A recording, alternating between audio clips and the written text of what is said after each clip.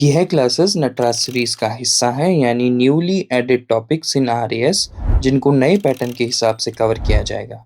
यह पूरी series YouTube पर उपलब्ध करवाई जाएगी। इन क्लासेस से संबंधित पीडीएफ व नोट्स आपको सरमिक एकेडमी के ऐप पर नटराज कोर्स में केवल 1 रुपये में प्राप्त हो जाएंगे। अधिक जानकारी के लिए कृपया इस वीडियो का डिस्क्रिप्शन और पिंड कमेंट अवश्य देखें। क्या पढ़ रहे थे हम? आज हम जेनेटिक के बारे में बात करेंगे, है ना, जेनेटिक डिजीज। ओके,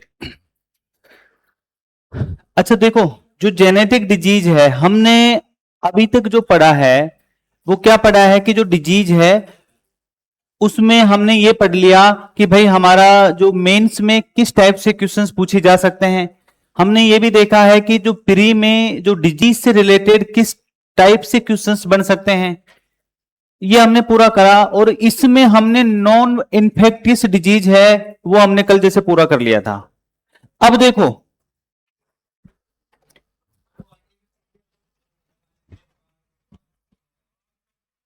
थोड़ी सी आवाज कम कर दो। हाँ देखो,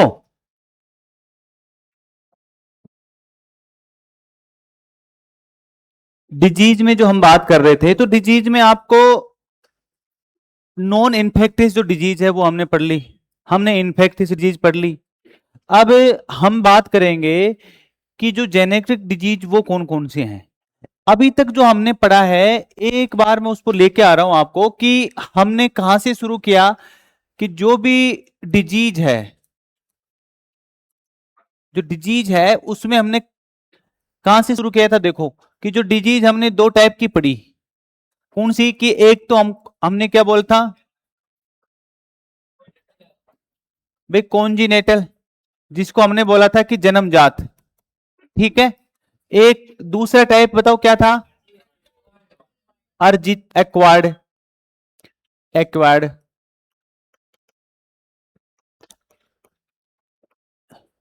ओके, फिर हमने देखा जो जन्मजात जो बीमारियां हैं वो हमने क्या बात करी थी कि जो ऐसी बीमारियां होंगी जन्मजात जो किससे होंगी, जीन से संबंधित, मतलब जो जेनेटिक डिजीज होंगी। कौन सी जेनेटिक डिजीज होंगी ज्यादा से मतलब सामान्यतः वो कौन सी होंगी कि जो है ना क्रोमोसोमल होंगी। कौन सी होंगी, क्रोमोसोमल, मतलब गुणसूत्रीय विकार, क्रोमोसोमों की जो संरचना या फिर उनकी संख्या में कुछ चेंजेस हो जाए, उसकी वजह से कुछ ऐसे डिजीज जो होंगी वो वो कौन सी होंगी, वो जो जन्मजात बीमारियां होंगी। कुछ हमने ऐसे भी बात करी थी कि कॉन्जेनिटल में है कि जैसे मान लो कुछ एम्ब्रियो जो है, उस एम्ब्रियो का जब डेवलपमेंट हो रहा है तो उसी डेवलपमेंट के समय ही कुछ में कोई विकृति आ जाए तो वो जो बीमारी होगी वो जन्मजात बीमारी होगी। ओके, फिर हमने जो अर्जित बीमारियां जो पढ़ी, इस अर्जित बीमारियों को हमने दो भागों में बांटा। बताओ, अब आप खुद बताओ क्या क्या। एक को तो हमने बोला कि संक्रामक बीमारियां, और दूसरी को हमने क्या बताया, असंक्रामक बीमारियां। संक्रामक और असंक्रामक बीमारियां मतलब कम्युनिकेबल डिजीज बोल दो, या फिर इसको क्या बोल देंगे, नॉन कम्युनिकेबल डिजीज। मतलब इन्फेक्टियस डिजीज बोल दो या फिर नॉन इन्फेक्टियस डिजीज अपन बोल सकते हैं। ओके, फिर हमने ये जो संक्रामक जो बीमारियां थी, इसमें हमने क्या पढ़ा था कि भाई ये एक जो व्यक्ति है, एक व्यक्ति से दूसरे व्यक्ति में फैल सकती है, ये एक व्यक्ति से एनिमल्स में फैल सकती हैं, या फिर ये एनिमल्स से वापस किसमें, मैन में फैल सकती हैं, और या फिर ये मैन से मैन में इस तरह से फैल सकती हैं।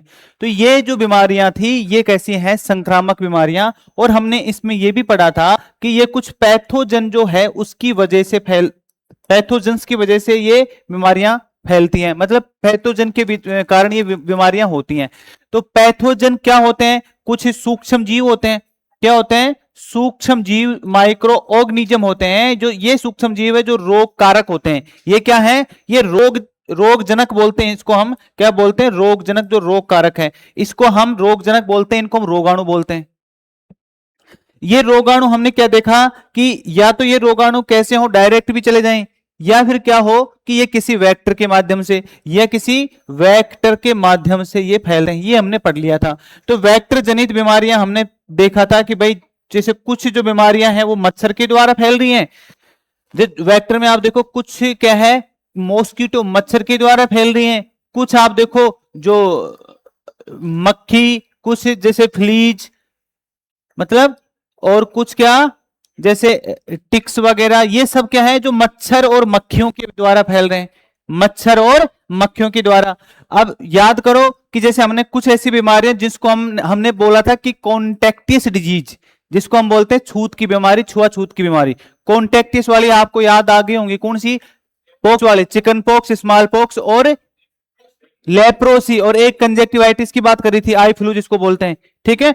तो वो कुछ कैसी जो डायरेक्ट संपर्क के द्वारा, हमने देखा था कुछ एसटीडी जो बीमारियां हैं, एसटीडी का मतलब जो यौन संपर्कों से फैलती हैं, सेक्सुअल ट्रांसमिटेड डिजीज, जैसे एड्स है, हेपेटाइटिस बी सी डी है, ठीक है, और सिफिलिस है, गोनेरिया है, ये सारी की सारी जिस बीमारियां कैसी हैं कि जो एसटीडी डिजीज है, जो कुछ ब्लड के माध्यम से, तो ये जो एसटीडी सारे ब्लड के माध्यम से भी फैल रही हैं, हमारे शरीर के किसी फ्लूइड के माध्यम से फैल रही। आप याद करो कि कुछ जो डिजीज हैं जो मच्छरों के द्वारा फैल रही थी, मुझे बताओ फास्टली कि मच्छरों में बताओ, मच्छर दो प्रकार के होते हैं, जल्दी बोलो, मेल और फीमेल। मेल फैलाते हैं क्या, नहीं, फीमेल ही फैलाते हैं। तो फीमेल जो मच्छर है उसमें बताओ, हमने बात करी थी एक तो एनाफ्लीज, कौन सा रोग, एनाफ्लीज मलेरिया फैलता है। बताओ एजिप्टाई, एडिज एजिप्टाई, बताओ aegypti number 1, dengue number 2, chikungunya number 3, कौन सा, जीका, पीला येलो फीवर। अच्छा देखो, एक तो आपने बताया, दोबारा बताओ, एक तो डेंगू, एक चिकनगुनिया, एक येलो फीवर, एक जीका बुखार, 4 बुखार, ठीक है।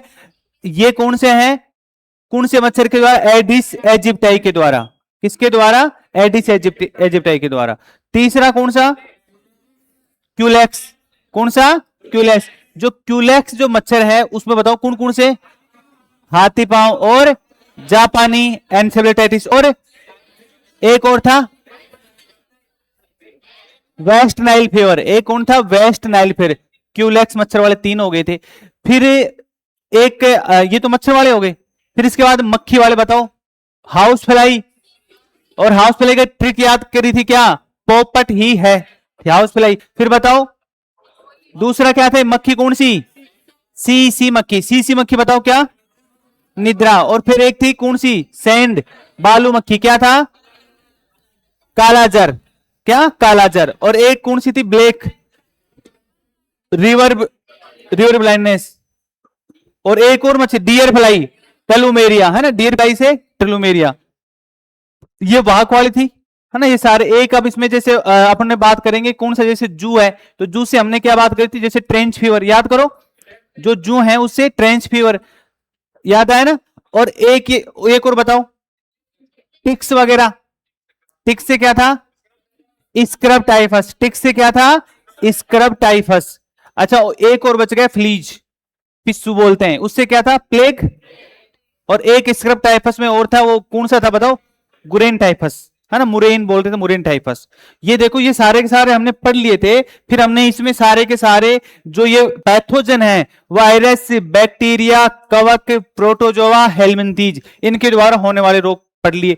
फिर इसके बाद देखो जो एनसीडी जो डिजीज है, एनसीडी में हमने क्या क्या पढ़ लिया, क्या क्या याद कर लिया था कि भाई पोषण न्यूनता वाले रोग, वो पहले हमने फूड न्यूट्रिशन में पढ़ लिए थे, पोषण वाले। फिर हमने इसमें कौन से पढ़े थे बताओ, इसमें हमने कौन से पढ़े कि जैसे एलर्जी पढ़ा, एक हमने इसमें एलर्जी पढ़ा, एक मतलब लाइफ स्टाइल वाले बात कर लो कि लाइफ स्टाइल वाले बताओ कौन कौन से पढ़े, एलर्जी पढ़ी, अस्थमा पढ़ लिया, हाइपरटेंशन पढ़ लिया, हार्ट से रिलेटेड और डिजीज आपने पढ़ ली, आपने इसमें डायबिटीज पढ़ ली, इसके अलावा आपने इसमें फैटी लीवर पढ़ लिया था, ठीक है। फिर हमने कुछ इसमें देखा था मेंटल वाली, कौन सी, मेंटल में हमने देखो कौन कौन से 3 चीज, तो illusion, delusion, hallucination.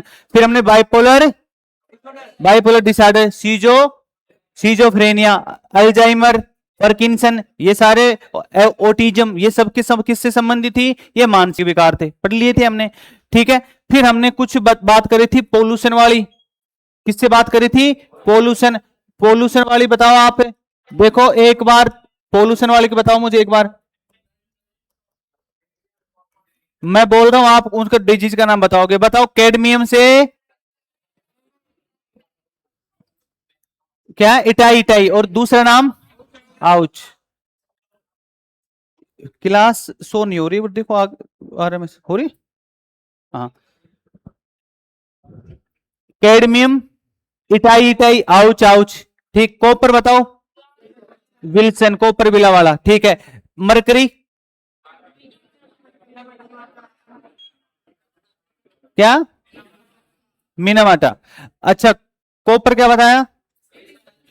Wilson. Arsenic क्या बताया? क्या? Black foot syndrome. अच्छा, मुझे बताओ, प्लम्बिज्म है ना, प्लम्बिज्म, क्या? किससे प्लम्बिज्म, किससे? किससे लड़ाई हुई थी? हाँ, लेड और सीसा, ठीक है। अच्छा, और ये बताओ, मिनीमाटा रोग किसकी वजह से? पारा। ओके। और ब्लैक फुट किसकी वजह से? आर्सेनिक। अच्छा, ये बताओ, बेबी को क्या पसंद है? नाइट्रेट। तो क्या नाम है? Blue baby syndrome. Blue baby syndrome किसकी वजह से? नाइट्रेट। तो नाइट्रेट की वजह से कौन सा डिजीज? Blue baby syndrome. और फ्लोराइड की वजह से फ्लोरोसिस। देखो, आपने पूरा 10 एक मिनट में देखो, पूरा पूरा हमने सारा रिवीजन कर दिया। देखो, इस टाइप से आपको करना है पूरा, ठीक है। ऐसे ही 10 मिनट में हम देखो लगभग लगभग सबको हमने कर दिया ना, थोड़ा थोड़ा। अब यदि मान लो अब आपके पास शॉर्ट नोट्स जिसे आपने चल रहा है, तो जब आपको रिवीजन कराऊंगा तो बताओ, इतने सारे अपन 3 4 घंटे में, तो लगभग 5 घंटे में तो पूरा रिवीजन कर देंगे एक साथ ही, ठीक है। चलिए, अब आज हम बात करते हैं किस पर? अब आ जाओ, हम जेनेटिक डिजीज पर बात कर लेते हैं। जेनेटिक डिजीज में हम देखो, सबसे पहले ये जो जेनेटिक डिजीज कौन सी है? ये बाई बर्थ वाली है। और जेनेटिक डिजीज नॉन इन्फेक्टियस भी है, ठीक है ना।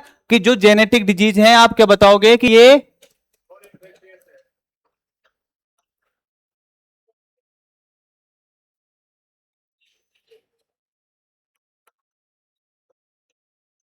आनुवांशिक बीमारियां,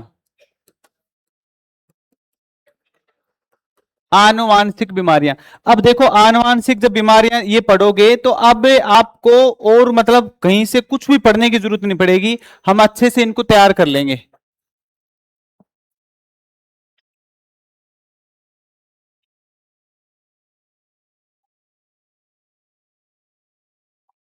देखो, अब एक चीज समझना पहले, कि ये जो जेनेटिक्स वाली जो डिजीज है ना, एक एक चीज पहले समझना, कि आनुवांशिक जो बीमारियां हैं, देखो इनका संबंध है किससे? जेनेटिक्स से। किससे है ये इनका संबंध? जेनेटिक्स से। जेनेटिक्स से इनका संबंध है, ठीक। और देखो, ये सारे के सारे क्या है? ये रोग हैं। ये सारे के सारे क्या है? ये रोग हैं। अब एक चीज समझना आप, कि ये जो रोग है ना, रोग, ये हमारे मेंस में है, और हमारे प्री के एग्जाम में सिलेबस में है ये दोनों, ठीक है। प्री और मेंस ये दोनों में है। इंटरव्यू में तो पूछते हैं, वो तो अपन बात ही नहीं कर रहे। तो रोग वाले मेंस, प्री, इंटरव्यू तीनों में है। ये जो जेनेटिक्स, और जेनेटिक्स के साथ जोड़ दिया वेरिएशंस, ठीक है। आनुवांशिकी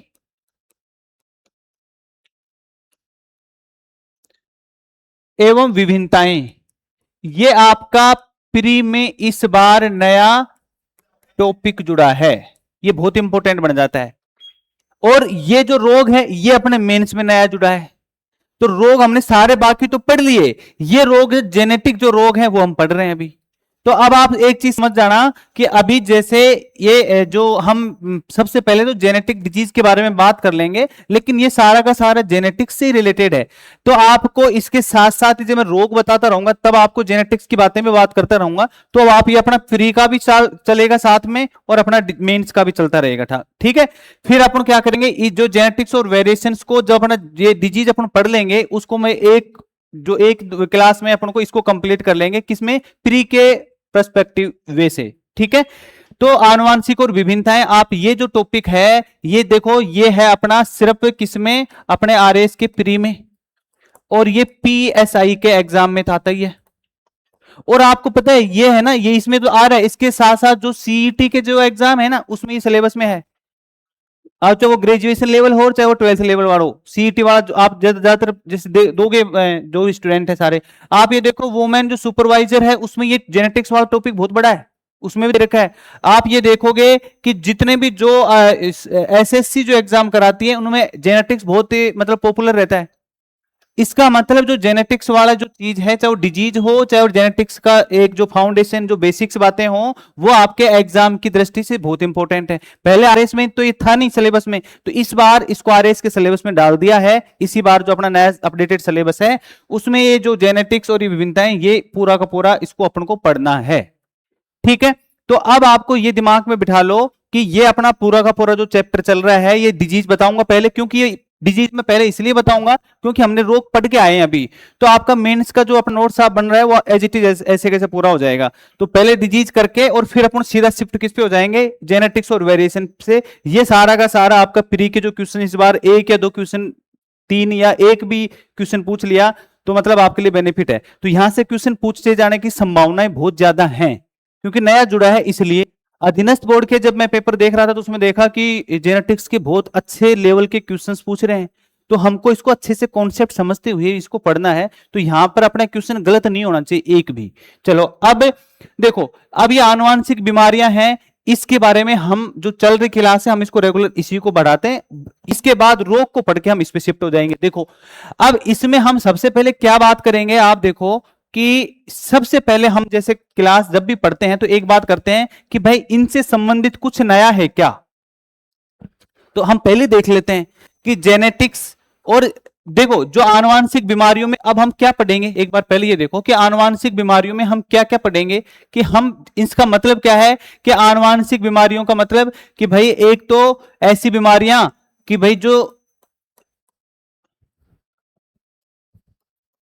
जीन है ना उस जीन में कुछ म्यूटेशन हो जाए, जीन उत्परिवर्तन की वजह से, मतलब जीन में क्या हो जाए, उत्परिवर्तन हो जाए, उसकी वजह से कुछ ऐसी बीमारियां होंगी जो क्या होंगी, आनुवांशिक होंगी। आनुवांशिक बीमारियों का मतलब क्या होता है कि ऐसी बीमारियां जो पीढ़ी दर पीढ़ी चलती रहती हैं, पेरेंट्स से अपने ऑफ स्प्रिंग में आती रहती हैं, अपने जनक से अपने जो बच्चों में आती रहती हैं और बच्चों से उनके बच्चे में जाती रहती है। तो ये क्या है, पीढ़ी दर पीढ़ी चलती है, इस वजह से इनको क्या बोलते हैं, वंशानुगत बीमारियां या आनुवांशिक बीमारियां इनको बोलते हैं।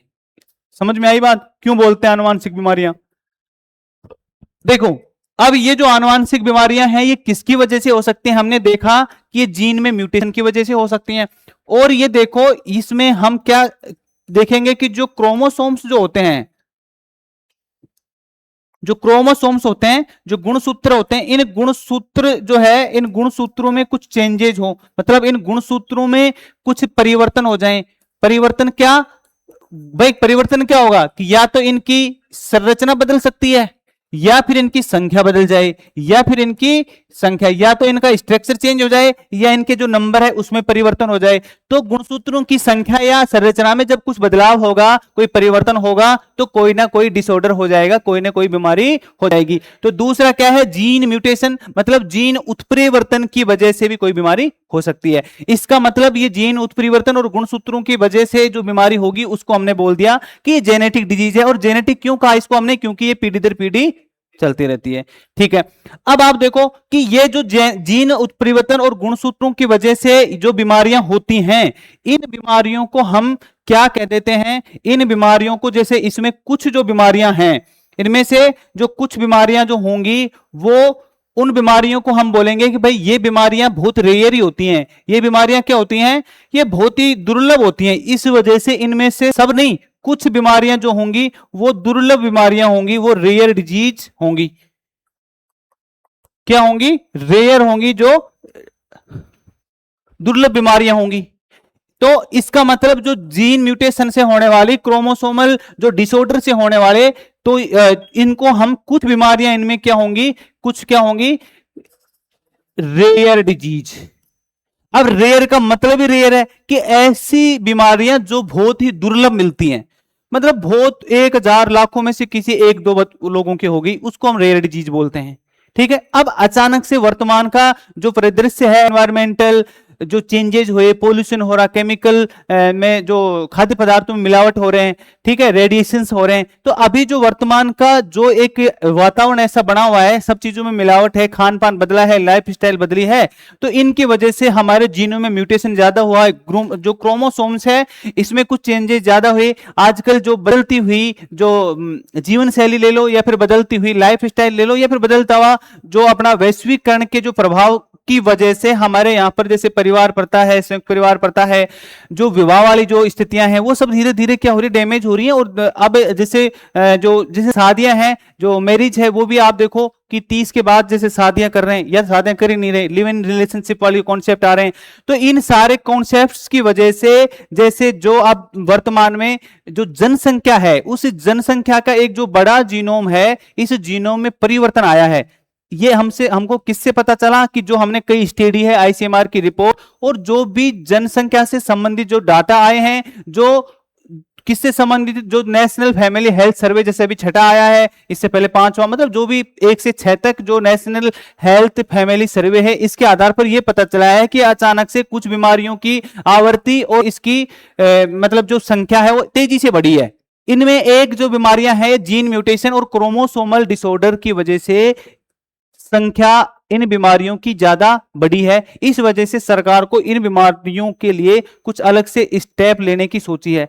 आपको जो ग्लोबलाइजेशन में आप देखोगे, अब जो विवाह की आयु है वो भी बढ़ गई, और फिर विवाह के बाद बच्चे करने की आयु और वो भी बढ़ गई। तो आप देखोगे कि जब 35 साल से ज्यादा एज में जब बच्चे पैदा हो रहे हैं, तो वहां पर ये जो डिसऑर्डर्स होने की संभावनाएं प्रबल हो जाती हैं।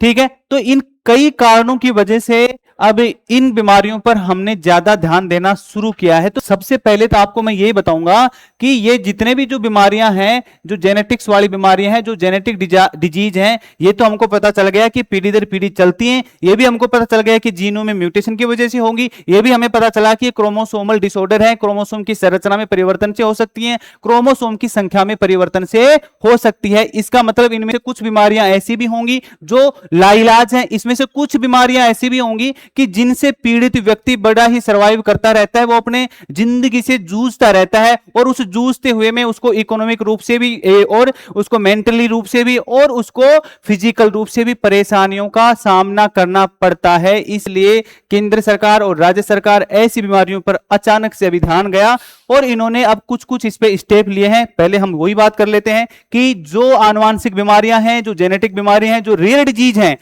इन बीमारियों के लिए हमारे केंद्र और राज्य सरकार ने कौन से प्रयास कर रही है, ये हमारे प्री के हिसाब से भी इंपॉर्टेंट है, और हमारे मेंस में 50 वर्ड के हिसाब से भी हमसे पूछा जा सकता है। चलिए, तो अब देखो, सबसे पहले तो ये जो जेनेटिक डिजीज है, हम इसमें यही बात कर लेते हैं कि ये जो सारी की सारी बीमारियां हैं, इनके लिए कि जो सरकार है वो क्या प्रयास कर रही है, कि जो है ना हमारी जो सरकार या जो हमारी राज्य सरकार, ठीक है, मतलब केंद्र सरकार या फिर जो हमारी राज्य सरकारें हैं, वो इसके संबंध में, किसके संबंध में, जो जेनेटिक डिजीज हैं उनके संबंध में, जेनेटिक डिजीज, और किसके संबंध में, तथा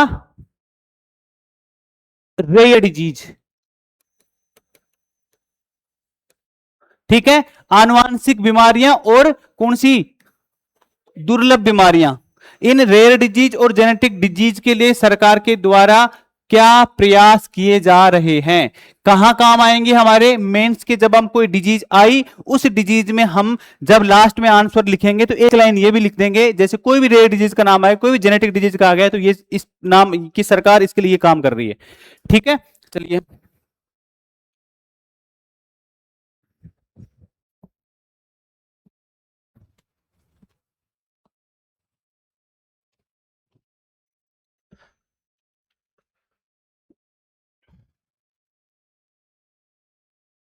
देखो नंबर 1 में जैसे सीध सबसे बात करूं पहले, तो अभी एक कार्यक्रम अभी सरकार ने किया है जिसका नाम है उम्मीद प्रोग्राम।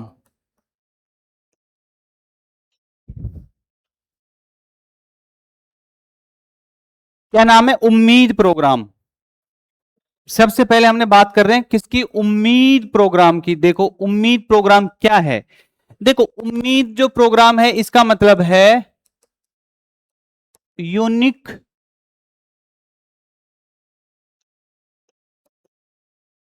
मेथड्स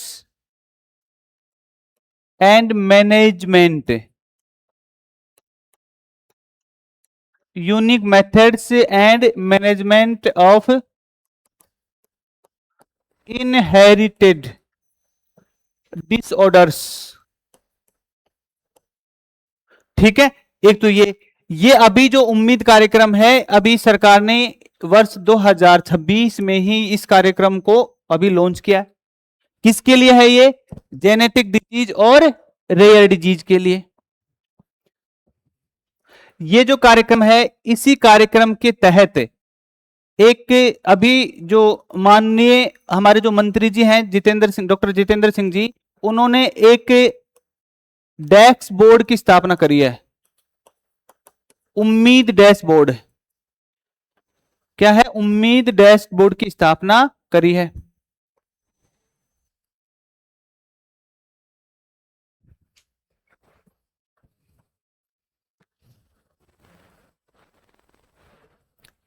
उम्मीद डैशबोर्ड कब अभी करिए? 31 मई 2026 को। ये डेट इस वजह से लिख रहा हूं प्री के हिसाब से, ठीक है। उम्मीद जो डैशबोर्ड है, ये उम्मीद डैशबोर्ड है, वो इसी कार्यक्रम के तहत माननीय जो डॉक्टर जितेंद्र सिंह जी है ना, मंत्री जी, उन्होंने ये डैशबोर्ड की स्थापना करी है।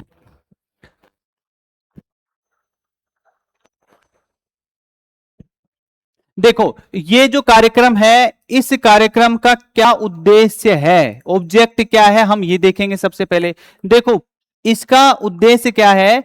इस कार्यक्रम, उम्मीद कार्यक्रम का उद्देश्य सीधी सीधी सी समझो बात, कि ये जो rare disease and genetic disease, rare और जो जेनेटिक डिजीज है ना, इन जो रेयर और जो जेनेटिक डिजीजों के बारे में क्या, कि रेयर और जेनेटिक डिजीजों से संबंधित क्या करेंगे, कोई भी जो इनका जो अन्वेषण होगा, ठीक है, इससे संबंधित कोई जांच, इससे संबंधित कोई भी परामर्श, इससे संबंधित कोई निदान या नैदानिक पद्धतियां,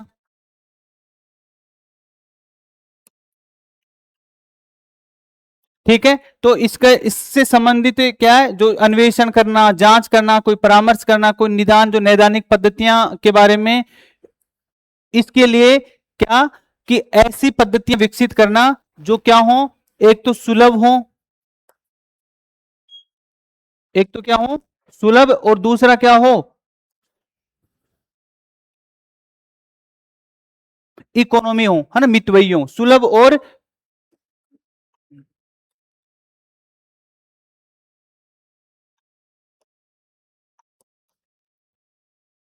इकोनॉमी हो, मितव्ययी हो, ठीक है, सुलभ हो, मितव्ययी हो, और क्या हो, जो भी डिजीज है उसके वो अनुकूल हो, एक बात। दूसरा, इसी के तहत हम क्या करना चाह रही है सरकार, इसी कार्यक्रम के तहत,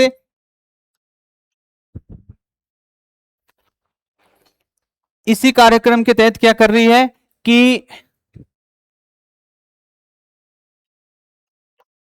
जीनोमिक्स, क्या, एक तो जीनोमिक्स, एक तो क्या, जीनोमिक्स। जीनोमिक्स का मतलब होता है कि इससे संबंधित कुछ मेडिसिन वगैरह, जांचें वगैरह, उसके लिए एक प्लेटफॉर्म बनाना, जैसे जीनोमिक्स, ठीक है। जीनोमिक्स के साथ क्या, प्रिसीजन्स मेडिसिन। प्रिसीजन्स मेडिसिन का मतलब होता है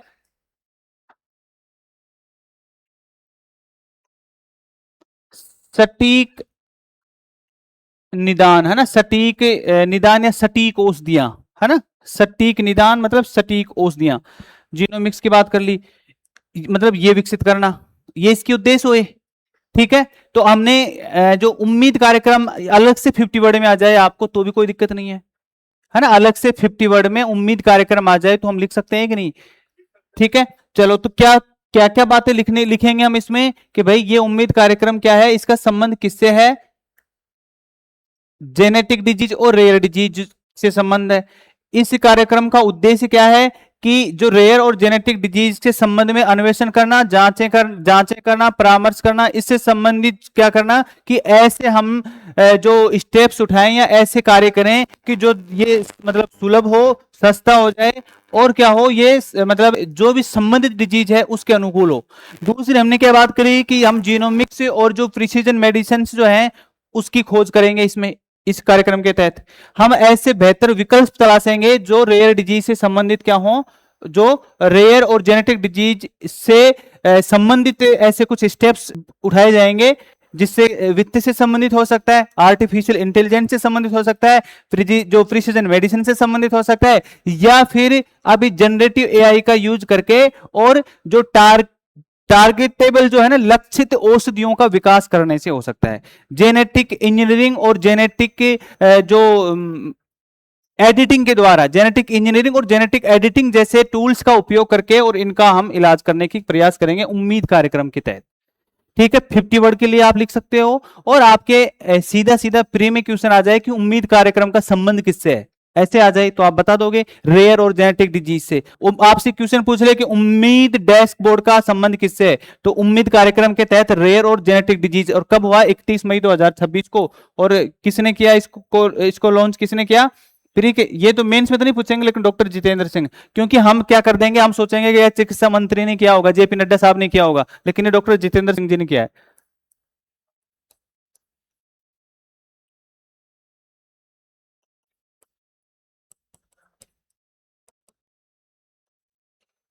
चलो ठीक है, एक कार्यक्रम तो हमने ये बात कर ली, 50 वर्ड के हिसाब से बात कर ली हमने, और फ्री के हिसाब से कर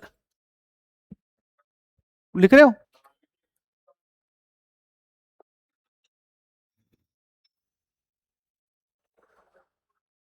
बढ़ो आगे।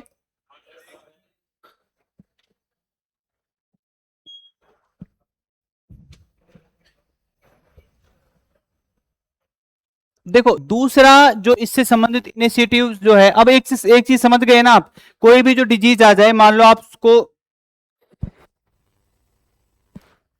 डाउन सिंड्रोम के बारे में आ गया, तो डाउन सिंड्रोम में आप लिख दो कि लास्ट में एक नीचे कि इसके निदान के लिए उम्मीद कार्यक्रम। ठीक है, अभी मैं और आगे बताऊंगा जो नाम है। तो दूसरा आप देखो कि जब हमने नेशनल हेल्थ पॉलिसी जो आई हमारी 2017 में, तो नेशनल हेल्थ पॉलिसी के में भी जो जेनेटिक जो डिजीज हैं इनके बारे में कुछ प्रावधान किए गए। ठीक है, जेनेटिक डिसऑर्डर से जेनेटिक डिजीज के बारे में कुछ प्रावधान किए गए, आनुवांशिक बीमारियों के, नेशनल हेल्थ पॉलिसी 2017। तीसरा कि national rare disease policy 2021, national rare disease policy 2021 एक पॉलिसी आई, किसके लिए, वो rare disease, special rare disease के लिए आई। ये जो पॉलिसी है ना जो 2021 में आई, पूरा फुल फॉर्म आप खुद लिखते रहना भाई, मैं बोल रहा हूं। तो नेशनल रेयर डिजीज जो पॉलिसी है, इस पॉलिसी में अभी वर्तमान देखो, पहले इसमें 56 जो रेयर डिजीज शामिल थी, ध्यान समझना इसको, कितनी थी, 56 रेयर डिजीज शामिल थी। अभी वर्तमान में इसमें बढ़ा करके और कितने कर दी, 63। ठीक है, कितनी कर दी है, 63 इसमें रेयर डिजीज कर दी गई है। ओके, आप इसी के तहत जो है नेशनल रेयर डिजीज पॉलिसी के तहत सेंटर ऑफ एक्सीलेंस की स्थापना की जाती है। रेयर डिजीज से संबंधित सेंटर ऑफ एक्सीलेंस की स्थापना की जाती है। सेंटर ऑफ एक्सीलेंस कितने हैं, 8, कितने हैं, 8 सेंटर ऑफ एक्सीलेंस, इसमें कितने हैं, 8। अभी आप वर्तमान में जो बजट 2026-27 में, आपको पता है कि जब हमारा बजट, केंद्र का बजट 2026-27 है, इसमें इन सेंटर ऑफ एक्सीलेंस का विस्तार करके और अभी कर दिया है 15। इसका मतलब 2026 तक, मतलब आज जो मैं क्लास ले रहा हूं अब तक की बात कर रहा हूं, कि अब तक है 2026 तक 15 है। अब बढ़ जाए तो फिर मत सोचना। ठीक है, अभी वर्तमान में कितने हैं, 15। तो कितने हो गए, सेंटर ऑफ एक्सीलेंस की संख्या कितनी हो गई, अब 15। सेंटर ऑफ एक्सीलेंस 8 से बढ़ाकर कितने कर दिए, 15। जैसे आपको मैं बताऊं कि हमारे जैसे जेके लोन जो हॉस्पिटल है ना, और हमारा जो एसएमएस, यहां पर जो है ना सेंटर ऑफ एक्सीलेंस स्थापित है इनके, जोधपुर जो हॉस्पिटल है उसमें भी एक जो है ना सेंटर ऑफ एक्सीलेंस स्थापित किया गया है, लेकिन जैसे दो है इनको तो अभी बजट में ऐसे बात करी गई थी इसके बारे में। ओके, तो सेंटर ऑफ एक्सीलेंस। अब आप देखो ये जो इसमें जो 63 बीमारियां हैं, इस पॉलिसी में कितनी है? 63 बीमारियां। इसके तहत सेंटर ऑफ एक्सीलेंस स्थापित कर दिया, और इसी के तहत क्या किया है गवर्नमेंट ने, ध्यान रखना नंबर 4 पे कि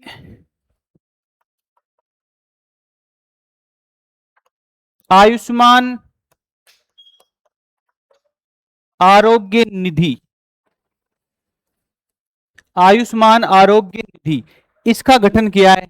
आयुष्मान आरोग्य निधि का जो गठन है वो किसके तहत किया गया है? पीएम जय योजना, प्रधानमंत्री आयुष्मान आरोग्य योजना है ना, उस जो पीएम जय योजना के तहत अलग से एक आरोग्य जो आयुष्मान आरोग्य निधि है वो गठन है।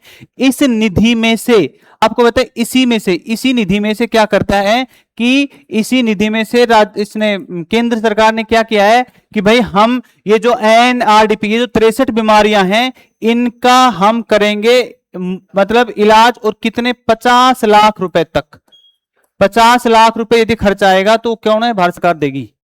किस में से देगी? वो आयुष्मान आरोग्य निधि में से। समझ में आया? तो आयुष्मान आरोग्य निधि इसी के तहत। ओके, अब आप देखो कि 50 लाख तक की क्या मिलेगी? सहायता मिलेगी।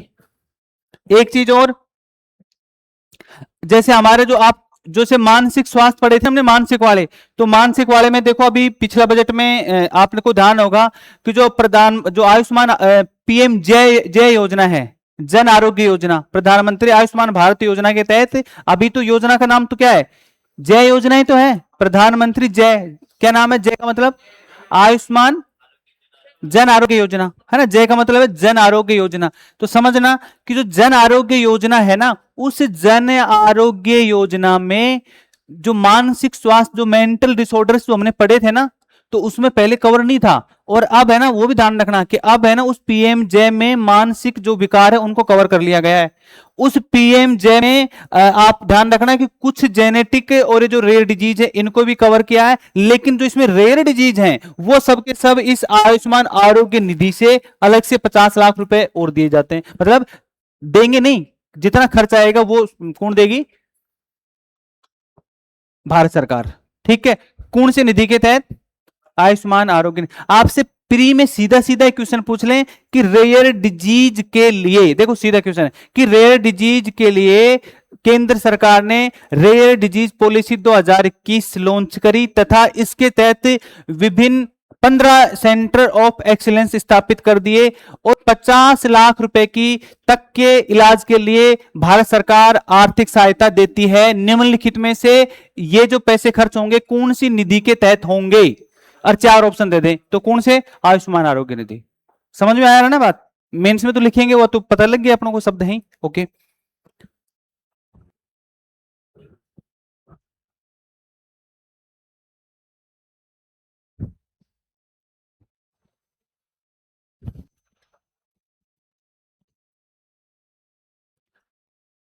देखो एक अगला यदि हम स्टेप इसके बारे में देखें, 5वां स्टेप कोई, तो इसी डिजीज के बारे में ही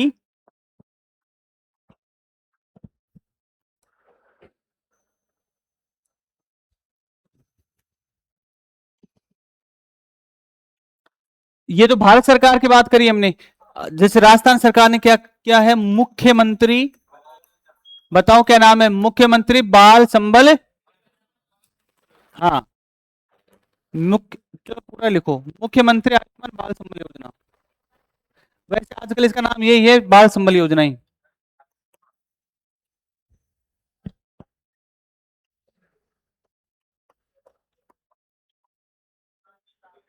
आप तो बस बाल संबल योजना याद रख लोगे तो भी काम चल जाएगा। मुख्यमंत्री के बाल संबल योजना।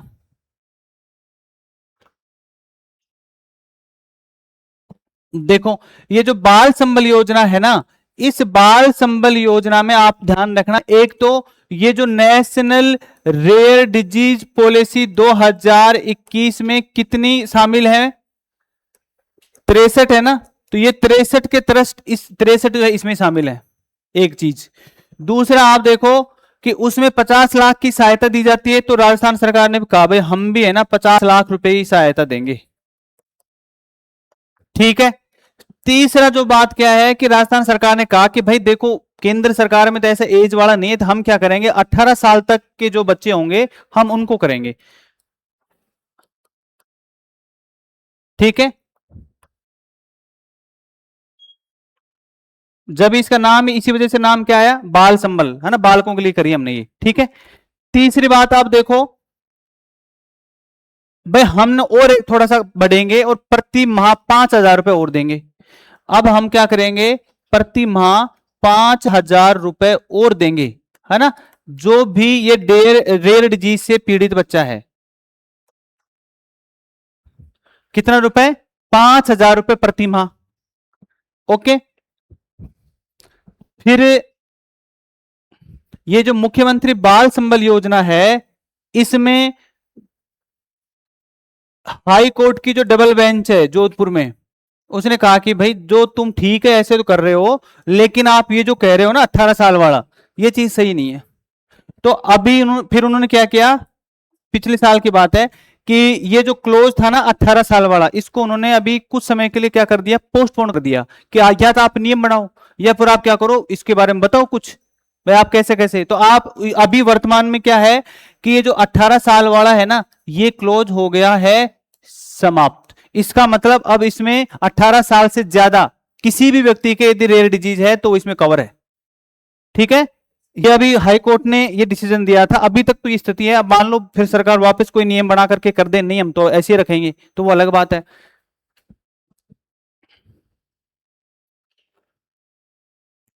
ओके। तो ये हमने बात करी मुख्यमंत्री आयुष्मान बाल संबल योजना के बारे में।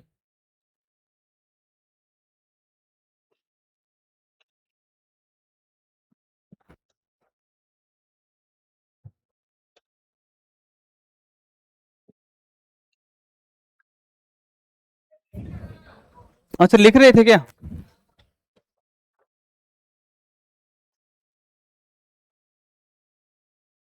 चलो लिख लो एक बार।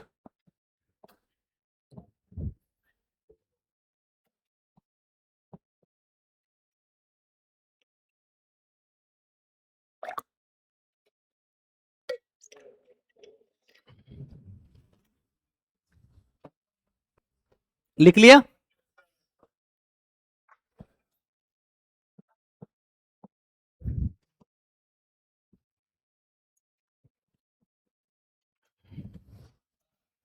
देखो 5 नंबर तक पढ़ा था ना हमने, कितने तक था, 5। अब देखो छठा एक इनिशिएटिव की हम बात करें कि देखो हमने बात करी कि भाई हेल्थ पॉलिसी में बात कर ली, रेयर डिजीज पॉलिसी भी आ गई, फिर हमने ये भी देखा कि भाई 50 लाख तक की आरोग्य आयुष्मान निधि भी आ गई। फिर हमने क्या देखा है, क्या जो राजस्थान सरकार ने क्या किया कि भाई हम क्या करेंगे, एक और कार्यक्रम जिसको हमने क्या नाम दे दिया, मुख्यमंत्री बाल संबल योजना नाम दे दिया। एक हमने उम्मीद कार्यक्रम लिया है।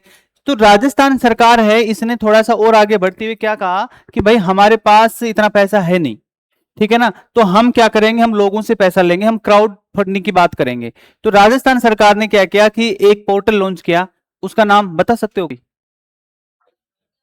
रेयर और जेनेटिक डिजीज से संबंधित राजस्थान सरकार ने कौन सा एक पोर्टल लॉन्च किया है जिसमें क्राउड फंडिंग की बात करते हैं? ये बेटा ममताज पे पड़ा है अभी। राज ममता तो मेंटल जो हेल्थ से संबंधित है।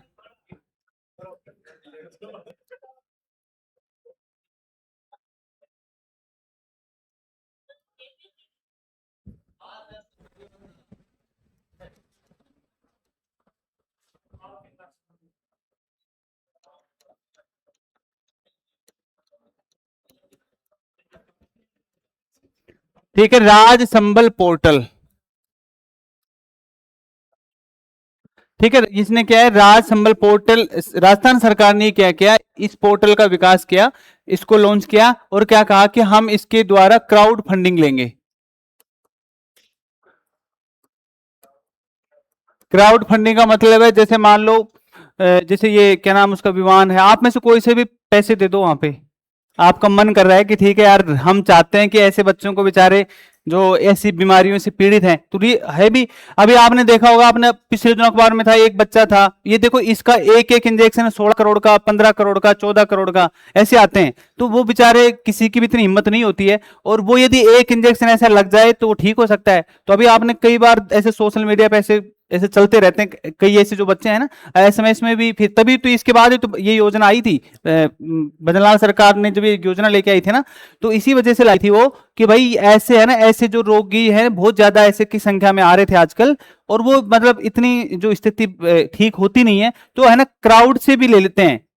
ठीक है, तो जैसे जो गवर्नमेंट एम्प्लॉई हैं उनसे भी मतलब डिमांड करेगी, भाई आप भी कुछ दो। आम पब्लिक भी, आप भी, कोई भी, आप भी इस पोर्टल पर जाकर के 1 रुपए से लेकर 1 लाख, 1 करोड़, 5 करोड़, 50 करोड़, कितना भी आप दे सकते हैं। क्राउड फंडिंग का मतलब ये है। ठीक है।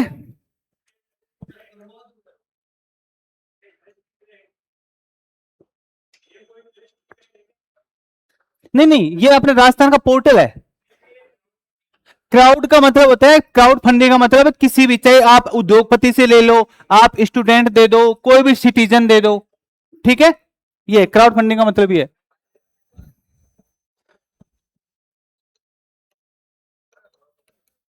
मतलब क्राउड फंडिंग के द्वारा, अब आप समझ जाओ, उद्योगपति वगैरह, स्टूडेंट, सिटीजन, कोई भी हो सकता है।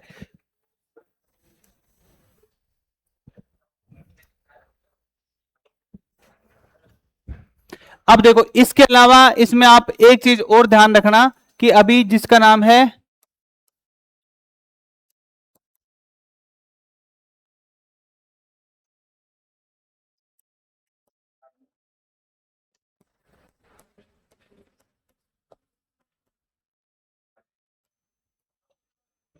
एक क्लियर टेक्नोलॉजी।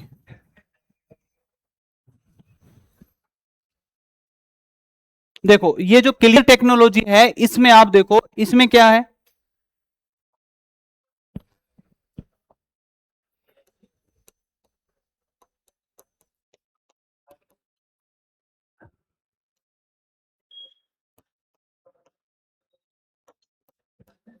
देखो, ये इंडिजेनियस टेक्नोलॉजी है, सेंट्रल गवर्नमेंट की इंडिजेनियस टेक्नोलॉजी है, स्वदेशी तकनीक है, केंद्र सरकार की एक चीज। अभी ये जो टेक्नोलॉजी है, कब लॉन्च हुई है? 2026 में, अभी पिछले महीने में, मई में। ठीक है, 2026। अब ये इस वजह से मैंने आपको ये बता दिया कि भाई ठीक है, मेंस में तो आएंगे काम, लेकिन प्री में आपसे आ जाए। ये जो क्लियर टेक्नोलॉजी है,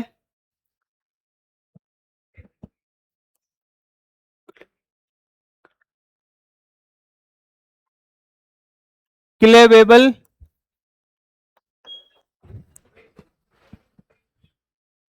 हाँ मई में, क्लेवेबल लाइट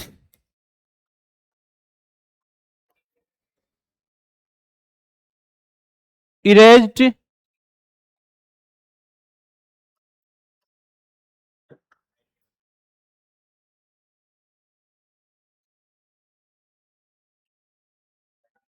रिपोर्टर है, रिपोर्टर, रिपोर्टर है, रिपोर्टर। ठीक है, क्लेवेबल लाइट इरेज्ड रिपोर्टर।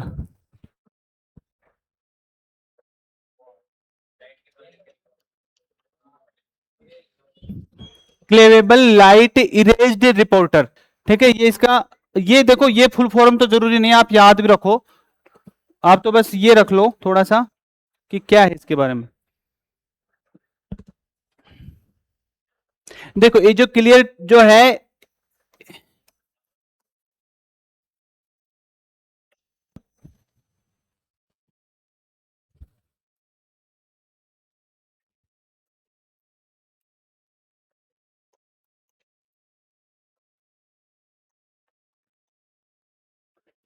ये प्रोटीन इमेजिंग टेक्नोलॉजी है। इसके द्वारा क्या किया जाएगा, इस टेक्नोलॉजी के द्वारा, देखो ध्यान रखना, कि ये है ना, नंबर एक, इससे क्या, कि एक तो जो हमारे तंत्रिका तंत्र से संबंधित जो डिजीज होंगी, जिसमें चाहे वो रेयर भी आ जाएंगी, तंत्रिका तंत्र, तंत्रिका तंत्र से संबंधित बीमारियां, नर्वस सिस्टम वाली। ठीक है, इसमें हमारी प्रतिरक्षा, प्रतिरक्षा तंत्र वाली,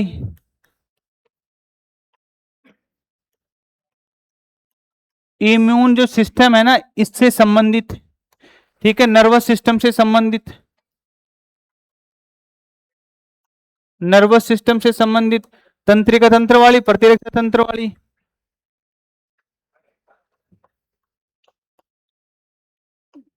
कैंसर निदान। तो देखो ये इनमें सब में आप लिख सकते हो इसको, ठीक है।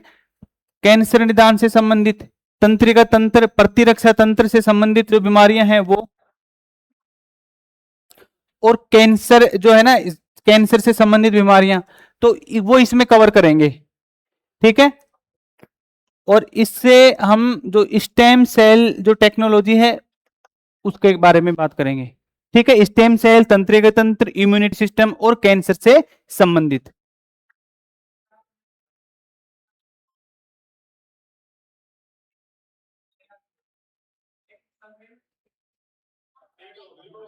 अभी मैंने लिखा तो था, देखा नहीं आपने?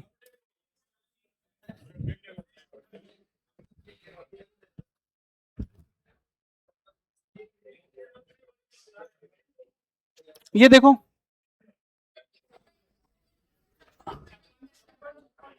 अरे तो उसमें हो सकता है कि मिसप्रिंट हो भाई, वो आपने, अब 56 हो गई। अरे नहीं, आप 7 बढ़ा दिए, 63 हो गई है।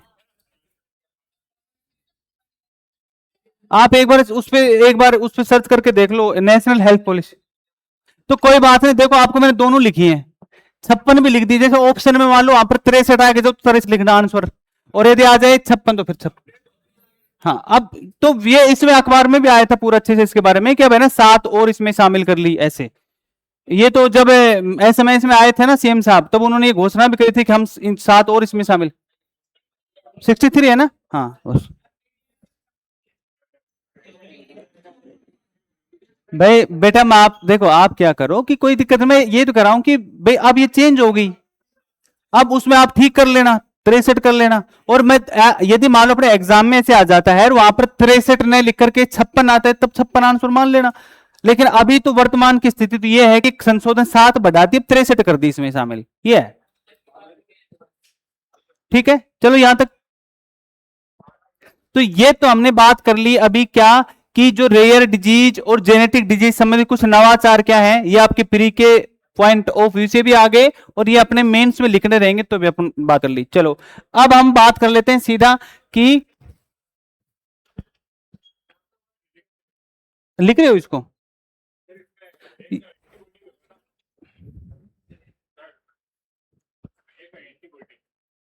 किसमें?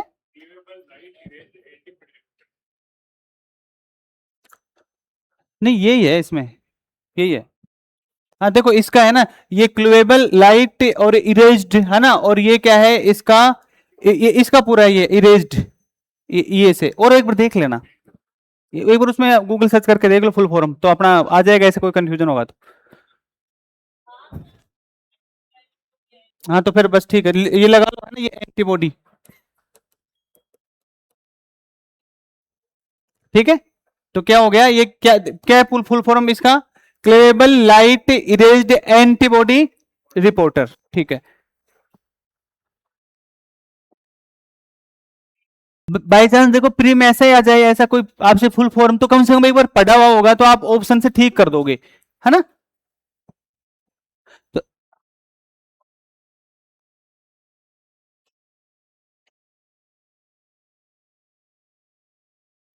हाँ देखो, जैसे वैसे भी इसमें है ना, ये इम्यूनिटी सिस्टम को इलाज कर रही है, तो ठीक है, एंटीबॉडी भाई, ये एंटीबॉडी तो का है, तो आएगा इसमें पूरा। कर लिया?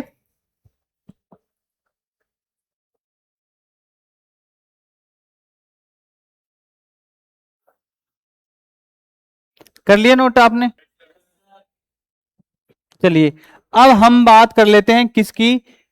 अब देखो, अब आप सीधे आ जाओ, जो जेनेटिक जो डिजीज हम पढ़ रहे थे उस पे, कि ये जो जेनेटिक जो डिजीज है, अब देखो इसको हम किस ढंग से पढ़ेंगे, ये देखो आप, ये जितने भी जो जेनेटिक डिजीज हैं इसमें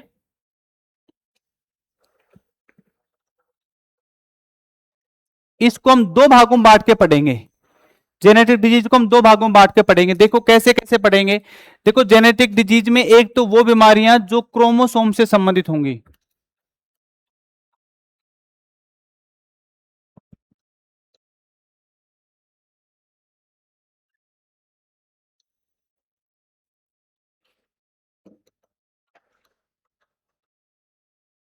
क्रोमोसोमल डिसऑर्डर।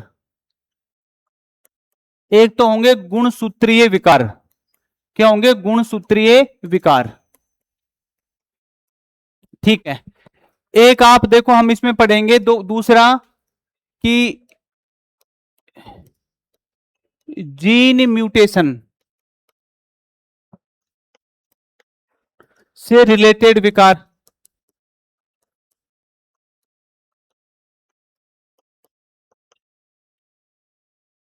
ठीक है, जीन म्यूटेशन से रिलेटेड विकार के बारे में हम बात करेंगे। ओके। अब देखो, ये गुणसूत्रीय विकार है, इसको हम फिर दो भागों में बांटेंगे। जो गुणसूत्रीय विकार है ना, इसको दो भागों में बांटेंगे। और देखो गुणसूत्र में हम क्या देखेंगे कि गुणसूत्र की जो स्ट्रक्चर जो होगी, उसकी जो संरचना से संबंधित, मतलब हम इसको बोलेंगे स्ट्रक्चरल डिसऑर्डर, है ना, संरचना से संबंधित। दूसरा जो हम बात करेंगे, इसकी संख्या, मतलब नंबरल डिसऑर्डर।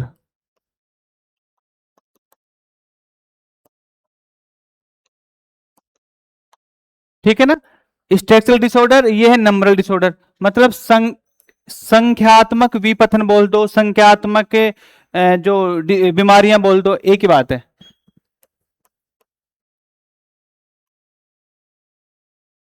ठीक है, संख्यात्मक विपथन, तो मैंने संख्या लिखा है सिर्फ ऐसे, यहां पर संरचना से संबंधित। तो गुणसूत्रीय विकार एक तो गुणसूत्रों की संरचना से संबंधित, एक इनकी संख्या से संबंधित बीमारियां होंगी। ठीक है, ये जो जीन म्यूटेशन वाले हम जो पढ़ेंगे, इसको भी हम दो भागों में बांटेंगे। एक तो ऐसी बीमारियां जो अलिंग गुणसूत्र पर जिनके जीन होंगे,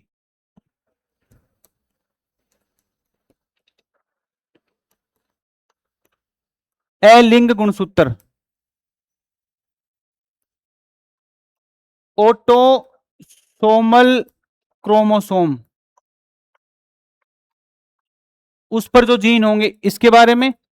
और एक हम देखेंगे इसमें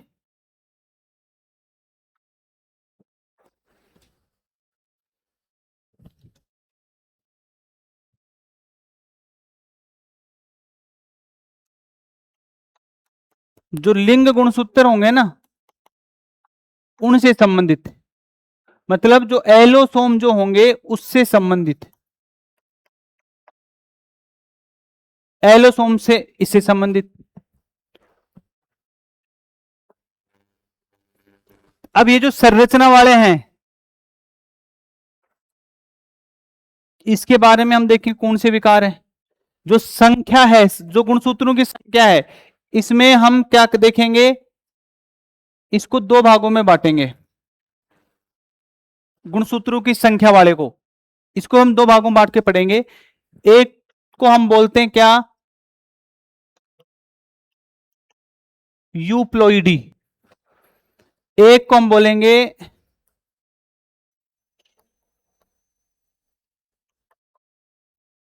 एन्यूप्लोइडी, सुगुणिता और असुगुणिता।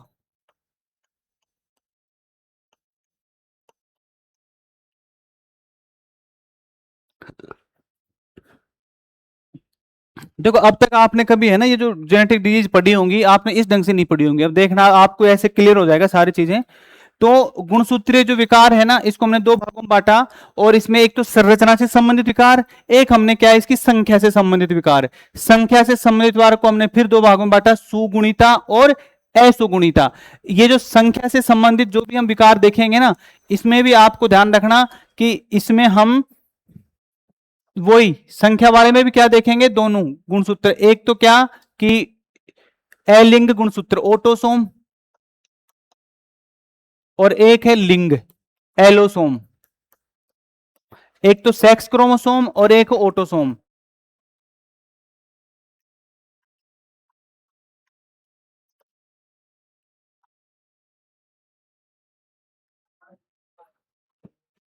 ठीक है, एक बार देखो यहां तक आप समझो कि हमने क्या किस हिसाब से बनाया। एक बार देखो, ये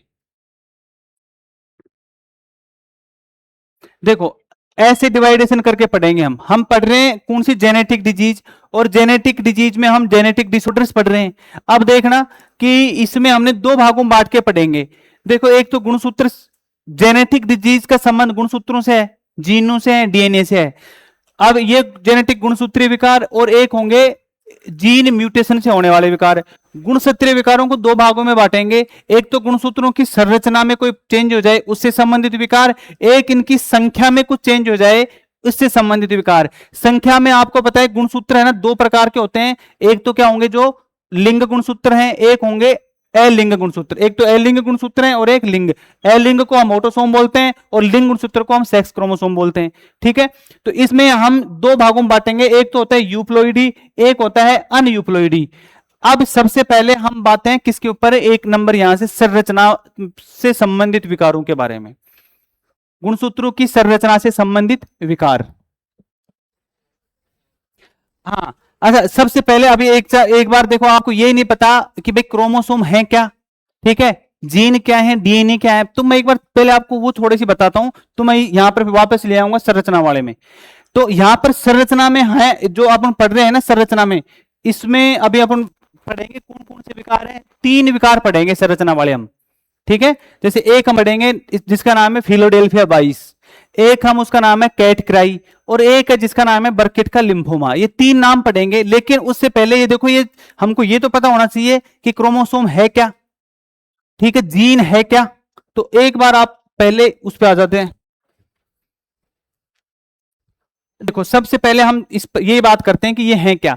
आपको ये तो जानते हो, ये जो है हमारी जो शरीर, जो मानव की बात कर रहे हैं हम अभी, ठीक है, जो मानव की जो बॉडी है, मानव की जो बॉडी है, ये मुझे बताओ ये जो बॉडी की सबसे छोटी संरचनात्मक और क्रियात्मक इकाई कौन है। वेरी गुड, आपको पता है ये तो। इसका मतलब जो कोशिका है, इस कोशिका से ही शरीर बनता है। हमने आपको मैंने फर्स्ट क्लास पढ़ाई थी जब आपकी बात बताई थी कि जो कोशिका शरीर की संरचनात्मक और क्रियात्मक इकाई है। कोशिकाओं का समूह टिश्यू बनाता है, टिश्यू मिलकर के क्या बनाते हैं, ऑर्गन बनाते हैं, ऑर्गन मिलकर के ऑर्गन सिस्टम बनाते हैं, ऑर्गन सिस्टम बना करके बॉडी बनती है, बॉडी मिलकर के और क्या होता है, पूरा एक फैमिली वगैरह बनता है, एक समुदाय बनता है, फिर वो क्या बनता है, पूरा एक इकोसिस्टम बन जाता है। उसमें फिर जो ये जीव मंडल, जल मंडल, वायुमंडल, ये सब मिलकर के बायोस्फीयर बन जाता है। ये बात याद आ गई होगी आपको। तो इसमें इसका मतलब जो कोशिका है वो किसी भी मानव शरीर की संरचनात्मक और क्रियात्मक इकाई होती है, ये हमने समझा। अब देखो ये जो कोशिका है, इस कोशिका में यदि हम इस कोशिका की एक आउटलाइन डायग्राम में आपको बनाऊं, देखो मानव कोशिका इस टाइप से होती है, ऐसे, ठीक है, ये जैसे मानव कोशिका, इस कोशिका में आपको पता है कि केंद्रक होता है, न्यूक्लियस होता है, ठीक है, क्या होता है, न्यूक्लियस। इसमें आप देखो इस न्यूक्लियस है, इस न्यूक्लियस में हम पढ़ते हैं कि ऐसे देखो, ऐसे धागे जैसी संरचना, ऐसे गुथी हुई सी ऐसी संरचना होती है, धागे जैसी संरचना ऐसे गुथी हुई क्या होती है, संरचनाएं होती हैं, ये इस केंद्र के अंदर होती हैं। ये जो गुथी हुई संरचना होती है, इसको हम क्या बोलते हैं, इनको हम बोलते हैं क्रोमेटिड्स, क्रोमोटिड्स बोलते हैं इनको हम, क्रोमोटिड्स बोलते हैं। ये जो गुथी हुई संरचना इसको हम क्रोमोटिड्स बोलते हैं। ये धागेदार ऐसे गुथी हुई होते हैं आपस में, ये क्रोमोटिड्स, यही क्या है, गुणसूत्र। ये इन्हीं को हम क्या बोलते हैं, क्रोमोसोम, यही गुणसूत्र है। क्यों, ये जो है ना, ये क्या है, किसी भी जीव का जेनेटिक मटेरियल होते हैं। जेनेटिक मटेरियल कौन है, कौन है, गुणसूत्र, क्रोमेटिड्स है, मतलब क्रोमोसोम है। आप जब मैंने आपको वायरस बैक्टीरिया से होने वाले डिजीज पढ़ा रहा था, तो आपको मैं बता रहा था कि वायरस का जेनेटिक मटेरियल कौन है, या तो आरएनए, याद आ गया। आपको जो मैं बैक्टीरिया पढ़ा रहा था उसको बताया था, उसका आनुवांशिक पदार्थ क्या था, डीएनए, याद आया ना आपको। तो इसका मतलब चाहे वो छोटे से लेकर के जो बड़ा जीव है उसमें सारी की सारी, इसका मतलब ये जो केंद्रक है ना, इस केंद्रक, ये इसका मेन जगह है जहां पर क्या होगा कि सारे की सारी सूचनाएं यहीं पर इकट्ठी हैं। मतलब आप ये कह सकते हो कि जो गुणसूत्र हैं ये किसी भी जीव में कैसा बनेगा, ये पूरा ब्लूप्रिंट यहां है किसी भी जीव का। सारे के सारे कैरेक्टर्स जो है ना यहां पे निर्धारित होते हैं। तो केंद्र को इसी वजह से हम कोशिका का क्या बोलते हैं कि इसका ब्रेन कहते हैं। कोशिका का मस्तिष्क है ना, हम किसको बोलते हैं, केंद्र को, न्यूक्लियस को। क्यों कहते हैं, क्योंकि इसमें कौन है, गुणसूत्र है। और ये गुणसूत्र ही क्या काम करते हैं, पूरे के सारे कैरेक्टर्स जो है वो इसको निर्धारित करते हैं। पूरा जो शरीर में आंखें कैसी होंगी, हाथ कैसा होगा, बालों का रंग कैसे होगा, हाइट कितनी होगी, ठीक है। और जो भी मतलब सारे हमारे शरीर के जो गुण हैं जितने भी, वो सारे के सारे कहां से मतलब इससे निर्धारित होते हैं, मतलब ये क्रोमोसोम से। ओके, अब देखो इसके अलावा आप जैसे, ये मैं कोशिका के बारे में पूरा नहीं पढ़ रहा, वैसे जो कोशिका होती है इसमें हम बाद में पढ़ेंगे, हमारे सिलेबस में अलग से कोशिका है। तो इसमें क्या होते हैं, जैसे यहां पर कुछ माइटोकॉन्ड्रिया होते हैं, ऐसे फैले होते हैं। तो इसके बारे में हम नहीं बात कर रहे इस टाइप से माइटोकॉन्ड्रिया। इसमें यहां पर आप देखोगे, ये देखो ये अंतःप्रद्रवी जालिका एंडोप्लाज्मिक रेटिकुलम होती है, ये कोशिका के अंग होते हैं, मतलब हम ये कह सकते हैं कोशिका के अंग होते हैं। इन पर देखो यहाँ पर दाने दाने जैसी राइबोसोम होते हैं। तो ये जैसे ये क्या है, एंडोप्लाज्मिक रेटिकुलम, यहाँ पर दानेदार संरचना, इसको हम बोलते हैं राइबोसोम। ये है क्या है, चप्पल जैसे, ये माइटोकॉन्ड्रिया।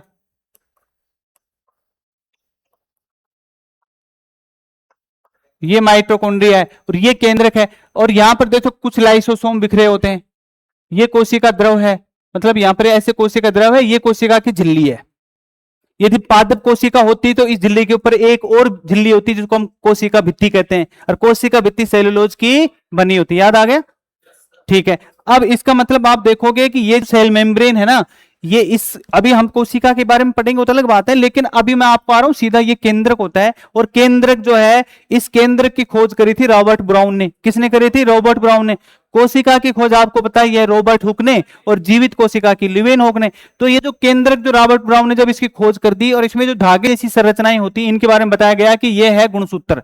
क्या है ये, गुणसूत्र है, ठीक है। अब आप देखो कि यहां से अब हमने क्या करें कि ये जो धागे जैसी संरचना है ना, ये वाले, ये ऐसे गुथे हुए हैं, ये, इसको आप ऐसे जब खोलोगे, थोड़ा सा जब आप इनको इसमें खोलोगे इसको, कि जैसे मान लो ये इस तरह से ऐसे गुथे हुए संरचनाएं हैं ऐसे बिल्कुल अच्छे से, जब आप इनको ऐसे खोलोगे ना इस संरचनाओं को, मतलब आप ये जैसे कोई चीज है, ये एक प्रोटीन है। देखो प्रोटीन तो हमने पढ़ ली, याद करो।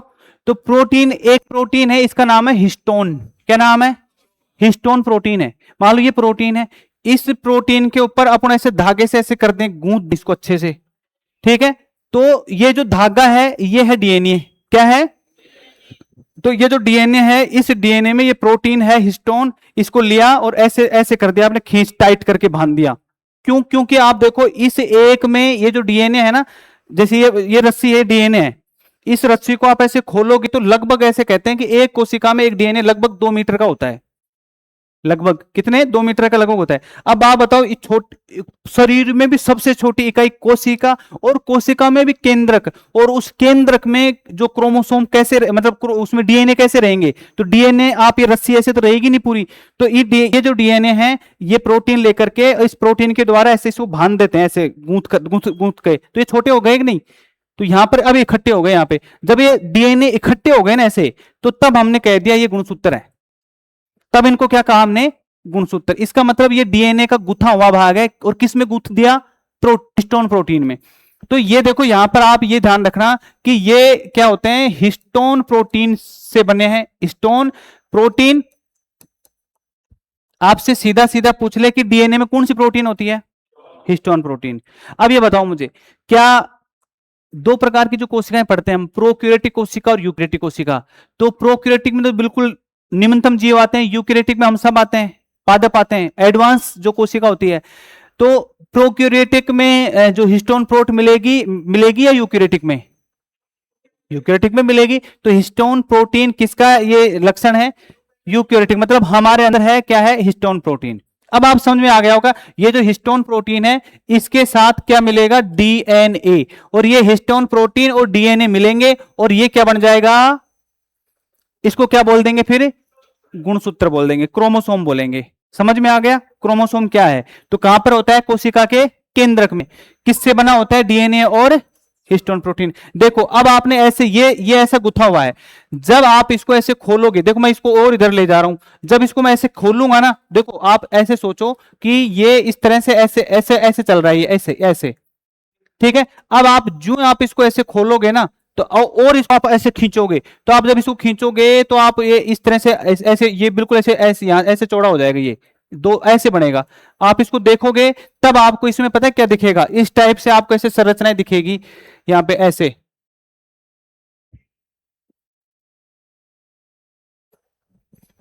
आप इसको ऐसे खींचते जा रहे हो है ना, कोशिका में से लेकर आपने जो इसको खींचा, तो देखो आपने जो इसमें आप इसको खींचा तो क्या हुआ कि ये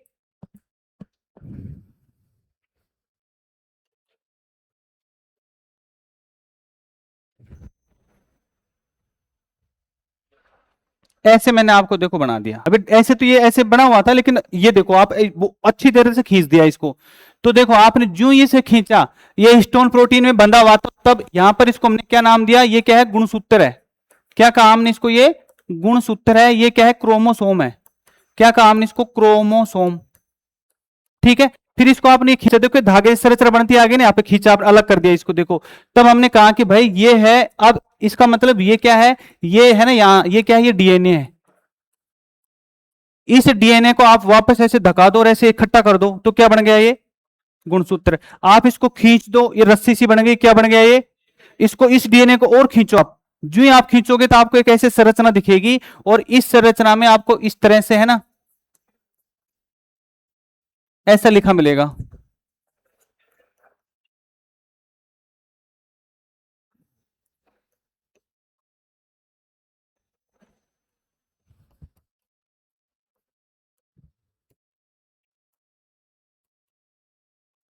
मतलब आगे आप जाओगे तो इस टाइप से आपको लिखा मिलेगा, ठीक है। आप इसको और इसको भी ऐसे और करोगे तो आप ये जो है ना, ये आप ये थोड़ी सी मोटी हो जाएगी ऐसे ऐसे। इसको आप अच्छे से खोलोगे तब ये भी और मोटी हो जाएगी, और आप ऐसे से खोलोगे जब आप, तो यहां पर जो है ना, ये जो है, ये इसमें आप क्या देखोगे कि इसमें एक शुगर है जिसका नाम है डीऑक्सीराइबोज। याद आ गया होगा आपको ये तो, डीऑक्सीराइबोज। बताओ ये इसकी क्या विशेषता है। वेरी गुड, 1:2:1 का पालन नहीं करता। क्या है 1:2:1, CHO। तो ये इसमें कितने 5 कार्बन है, 2 पेंटोज शर्करा है नहीं। देखो याद तो है आपको चीजें। इसका मतलब ये डीऑक्सीराइबोज यहां शर्करा, और ये यहां पर ये जो ये मिले हुए हैं शर्करा, ये ठीक है, ये यहां से। फिर इससे क्या है कि एक चीज और जुड़ गया इनसे, जिसको हम बोलते हैं फॉस्फेट ग्रुप, फॉस्फेट समूह। यहाँ पे जो PO4 जो है ना वो मिला, ऐसे मिले लिखा मिले। आप PO4 याद नहीं, बस फॉस्फेट याद रखो, फॉस्फेट समूह। तो ये ऐसे आप इसको खोलोगे तो ऐसी संरचना दिखेगी आपको। ये जो संरचना है इसमें ये जो है ना, आप इसको इसको आप बोलोगे जीन। इसको क्या बोलोगे, जीन। अब आप समझ में आ गए। ये देखो आप गुणसूत्र है, इसको आपने खींच दिया, ये धागे, ये संरचना कैसे बन गई, डीएनए। इसको आपने और खोल दिया तो इसमें ये किससे बना है, ये दिख गया, और आपको ये सब कुछ एक व्यवस्थित दिखेगा। ये जो व्यवस्थित, ये जो एक खंड है ना, जैसे ये खंड ले लिया मैंने आपको, इस एक खंड को हमने क्या बोल दिया, जीन। इसका मतलब जीन क्या है, डीएनए के कुछ टुकड़े हैं, डीएनए के खंड हैं। समझ गए ना। तो जीन क्या है, डीएनए के खंड है, इनमें इंफॉर्मेशन। अब आप बताओ सबसे छोटे जो गुणसूत्र का सबसे छोटा भाग कौन सा है। जीन किसके बने होते हैं, डीएनए से तो बन रहे हैं। मतलब ये नाइट्रोजनी क्षारक डिऑक्सी, इनसे मिलकर के ये डीएनए बना। और जब इस डीएनए के हमने टुकड़े कर करके देखे तो ऐसे अलग अलग ब्लॉक बना दिए, ये क्या कह दिया, इनको हमने जीन कह दिया। समझ में आया यहां तक।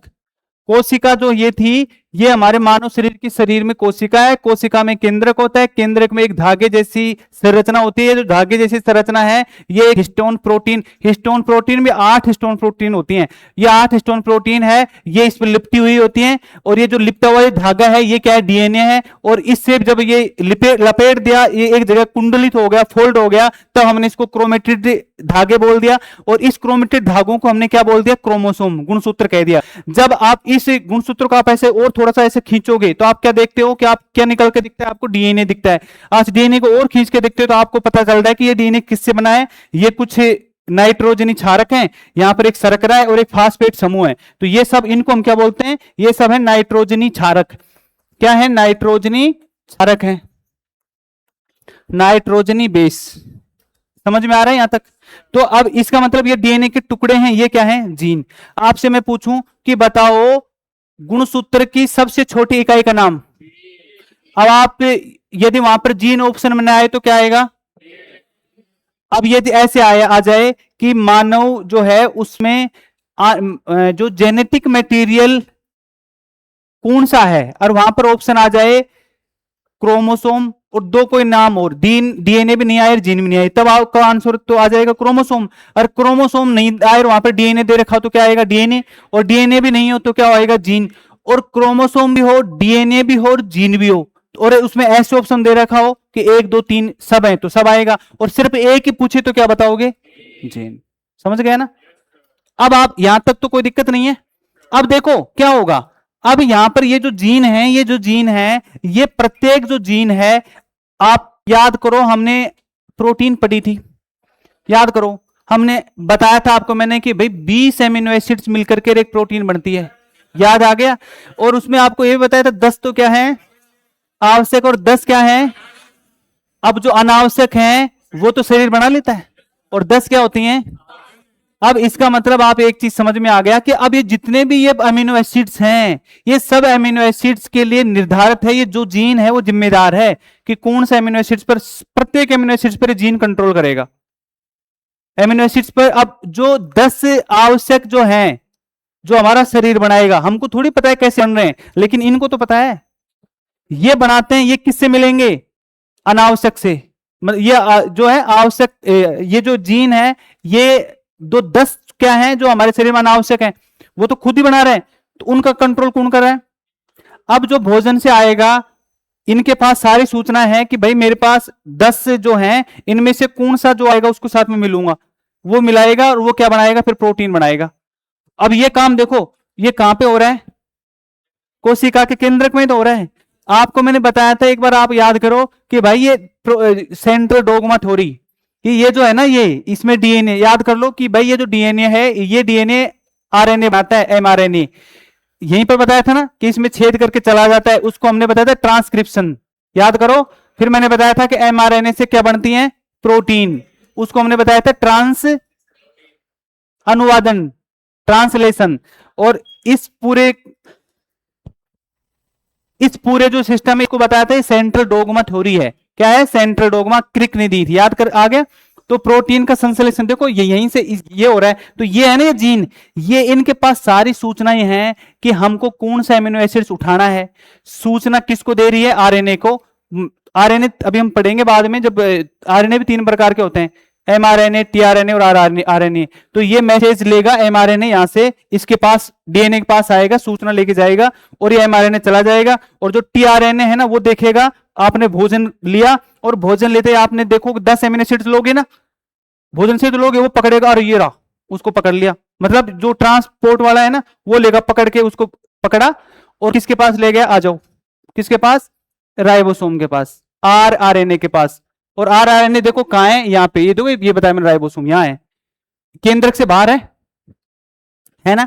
अब इन्होंने यहां पे लाया, देखो सूचना कौन लेके आया था? एमआरएनए। पकड़ के एमिनो एसिड्स कौन ला रहा है? टीआरएनए, ट्रांसफर वाला। और फिर इस किसके पास ले आए? आरआरएनए के पास, राइबोसोमल आरएनए के पास ले आए, यहां पर ले भाई पकड़ो, पकड़ के लाया। अब ये क्या करेगा? इनको मिलाएगा दोनों को, कुछ तो पहले एमिनो एसिड है और कुछ अब भोजन से आगे मिला दिया, और क्या बना दिया? प्रोटीन। इसको हम बोलते हैं प्रोटीन संश्लेषण, इसको बोलते हैं सेंट्रल डोग्मा थ्योरी। किसने दी थी? ये क्रिक ने। याद आ गया?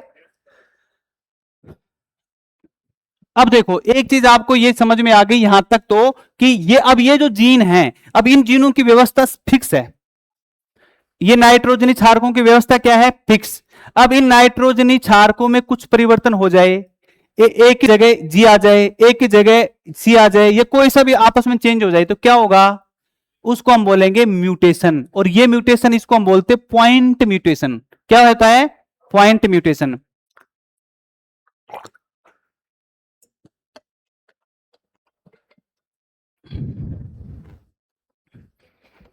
अब देखना एक बार यहां पे आज समझने की कोशिश करना, क्या ये तो क्लियर होगी आपको सब चीजें? इसका मतलब इनमें कोई परिवर्तन हो गया तो, इनमें परिवर्तन हो गया तो डिसऑर्डर हो जाएगा, और इनमें परिवर्तन हो गया तो भी क्या हो जाएगा, डिसऑर्डर हो जाएगा। और हमने जो दो भागों में बांटा था वो यही तो बांटा है कि या तो क्रोमोसोम की संख्या में या किसमें, जीनों में उत्परिवर्तन हो जाए। ठीक है, अब आप देखो यहां तक समझ में आया आपको। अब यहां पर हमने क्या देखा कि भाई ये जो क्रोमोसोम है ना, ये हमारी जो कोशिका, अब देखो ये हमारी कोशिका थी, इस कोशिका में क्या है, क्रोमोसोम। अब ये जो क्रोमोसोम है, अब ये देखो सबसे पहले तो ये जो क्रोमोसोम है इसकी संरचना और इनकी संख्या, इनकी संरचना और इनकी संख्या पे बात कर रहे हैं, समझना। इसकी जो संरचना आप देखोगे, देखो इसकी संरचना ऐसे बनती है। आप जब इसकी संरचना देखोगे नहीं, जो क्रोमेटिड इनकी,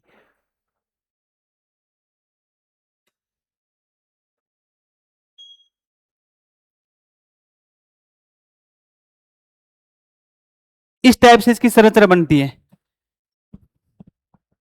देखो यहां पर आप देखो ये एक ऊपर जा रहा है, अर्धांश एक नीचे आ रहा है। ठीक है, अब देखो ये जो है ना, इसको इसको हम बोलते हैं सेंट्रोमियर। क्या बोलते हैं, सेंट्रोमियर। ये जो है ना, ये और ये, इनको हम बोलते हैं क्या, क्रोमेटिड्स।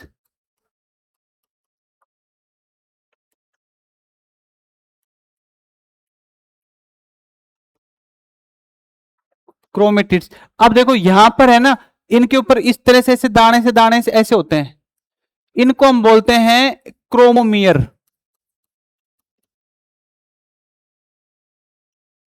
क्या बोलते हैं, क्रोमोमियर्स। और कुछ वैज्ञानिक ये मानते हैं कि जो दाने से है ना, यही जीन है।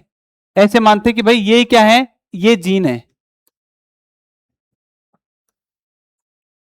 और ये है ना बिल्कुल ऐसे फिक्स, ऐसे जैसे यहाँ इधर भी होंगे ऐसे, ये ऐसे फिक्स एक एकांतर क्रम में फिक्स लगे होते हैं यहाँ पे। ये आपको मैंने बताया था फिक्स होते हैं सारे वो। अब इसको खोलोगे ना जब वो दिखेगा, अभी तो हमने इसकी संरचना बढ़ाया ना गुणसूत्र की, इसको आप ऐसे खींच दोगे ना, जब आपको मैंने दिखाया तो वो दिखेगा। अब देखो ये आप, अच्छा ये ध्यान रखना से ये डबल डबल में होते हैं, ये तो मैंने एक आपको सिर्फ समझाने के लिए बनाया, कभी आप सोचो कि सर आपने तो ऐसे बनाया, ऐसे।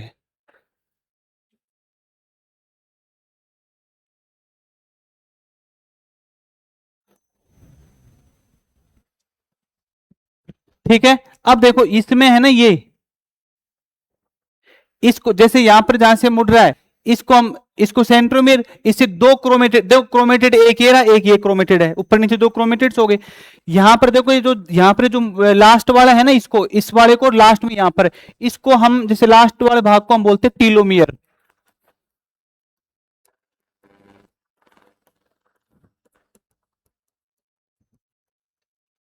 अब आप ये जो चीज मैं आपको समझा रहा हूं ना सारा, ये अपने किस में पढ़ेंगे, जेनेटिक्स में पूरा। तो ये अब मैंने यहीं पढ़ा दिया, मैं दोबारा नहीं बताऊंगा आपको, है ना। तो आप समझ लो, इसको अच्छे से समझ लेना। ये टीलोमेयर्स, ये क्या है, टीलोमियर्स है। ठीक है, अब देखो यहां पर है ना, ये जैसे घुंडी है, इसको हम बोलते हैं अनुसंगी, सैटेलाइट। क्या बोलते हैं इसको, सैटेलाइट।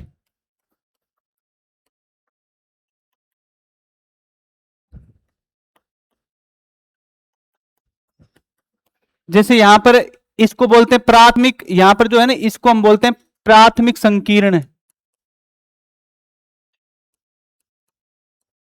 मतलब संकीर्ण का मतलब मुड़ा हुआ है इस वजह से। और यहां पर दूसरी जगह यहां पे अब यहाँ मुड़ा, यहां पे भी है, इसको मतलब यहां पर इसको प्राथमिक बोल दिया, और आगे मुड़ गया, इसको हमने क्या बोल दिया कि यहां पे ये वाले को सेकेंडरी, मतलब द्वितीयक संकीर्ण।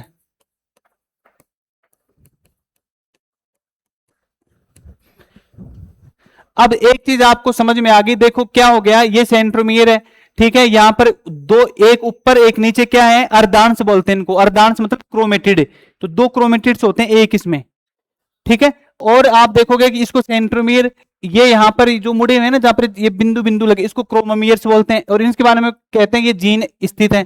इसको जो पहला जहां से ये मुड़ रहा है, इसको प्राथमिक संकीर्ण, जब ये दूसरे जगह मुड़ेगा उसको द्वितीयक संकीर्ण, और सबसे लास्ट वाला इधर भी और उधर भी, इसको बोलते हैं टीलोमियर। और इससे पीछे देखो ये जहां पर ऐसे सैटेलाइट की संरचना है ना, इसको हम बोलते हैं सैटेलाइट।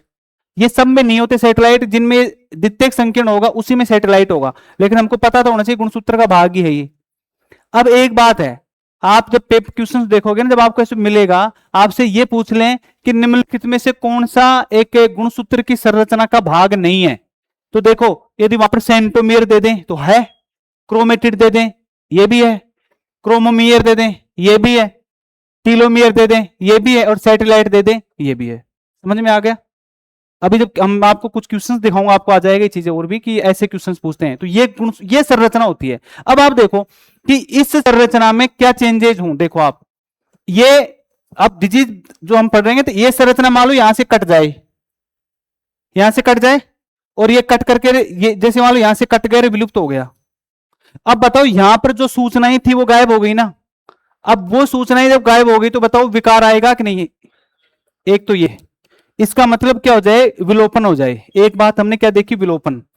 फिर क्या हो जाए कि जैसे यहां पर क्या हो कि जैसे अब इसको ऐसे अपन करेंगे ना, तो इसमें ऐसे नाइट्रो, जैसे मान लो ये है A B C D E F, ऐसे मान के चलो, ये ऐसे व्यवस्थित होते हैं जीन, नाइट्रोजन सारे कैसे व्यवस्था होते हैं उसमें। तो क्या हो जाए कि जैसे मान लो मैं कहूं कि यहां से है ना, ये टूट गया, अलग हट गया। अब ये बताओ, ये जो एफ वाला था, ये सूचनाएं जो थी, तो ये विकार होगा कि नहीं? एक चीज तो ये, इसको हम बोलते हैं डिलीटेशन। क्या बोलते हैं? डिलीटेशन बोलते हैं, विलोपन बोल दो। दूसरा देखो क्या हो सकता है कि यहां पर जो है ना, ये जो जैसे ये देखो, ये सी और डी है, ये सी और डी एक्स्ट्रा और आ जाए। जैसे ये देखो ए, ये है बी, और यहां पर क्या है, ये सी, और यहां पर ये डी, और आप देखो फिर ये वापस सी और डी आ जाए, वापस क्या आ जाए, सी, और वापस ये डी आ गया ना। और अब देखो आप क्या हो गया, फिर ये आगे ई और ये एफ सेम है।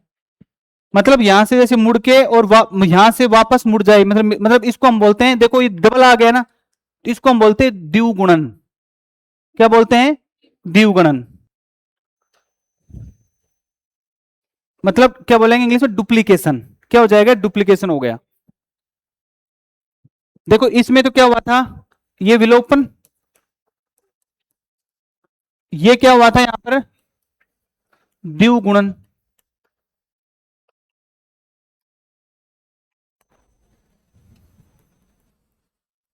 और यहां पर क्या हो गया, ये डिलीटेशन। दो चीजें हुई। ऐसे हो सकता है, देखो एक क्या हो सकता है यहां पर, आप देखो ये इसमें बता रहा हूं, इस संरचना में हो रहा है ये चीज, ठीक है ना, ये वाला। दूसरा इसमें क्या हो सकता है कि जैसे मान लो ये है यहां पे, और देखो ये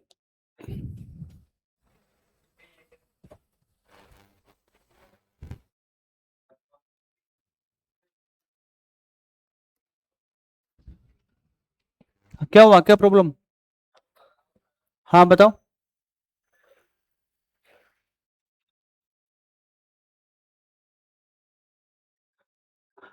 अब देखो कितने बढ़िया तरीके से अपनी क्लास चल रही है, तो समझ लो ये थोड़ा सा एक बार कर लोगे तो आएगा काम। इस बार नया जुड़ा है टॉपिक, कोई पता नहीं है क्वेश्चन कहां से पूछ ले एक। ठीक है, थोड़ा सा मतलब इधर ध्यान दे लो। देखो ये जैसे मान लो ए बी सी डी ई और एफ, जैसे यही है। देखो ये तो क्या था, ये देखो ओपन हो गया था, यहां पर क्या डुप्लीकेशन हो गया, जैसे ये वाला यहां वापस आ गया नाइट्रोजन। एक क्या हो सकता है, जैसे ये जो क्रम है ना, ये क्रम है। अब इसमें क्या हो जाए कि जैसे ए है, ये बी है, और यहां पर क्या आ जाए, ये ई और ये एफ है, और इसमें देखो ये चेंज हो जाए यहां पर क्रम। कैसे? ये जो सी डी था ना ऐसे, और यहां इधर आ जाए डी, और इधर हो जाए सी। प्रतिलोम हो गया ना, उल्ट गया ना, इसको हम बोलते प्रतिलोमन। क्या हो जाए, अब देखो यदि ये फिक्स व्यवस्था थी, ये गड़बड़ हो गई ना, तो इसका मतलब यहां पर क्या हो जाए, कोई ना कोई डिसऑर्डर आ जाएगा। तो इसको हम बोलते हैं क्या, इसको प्रतिलोमन।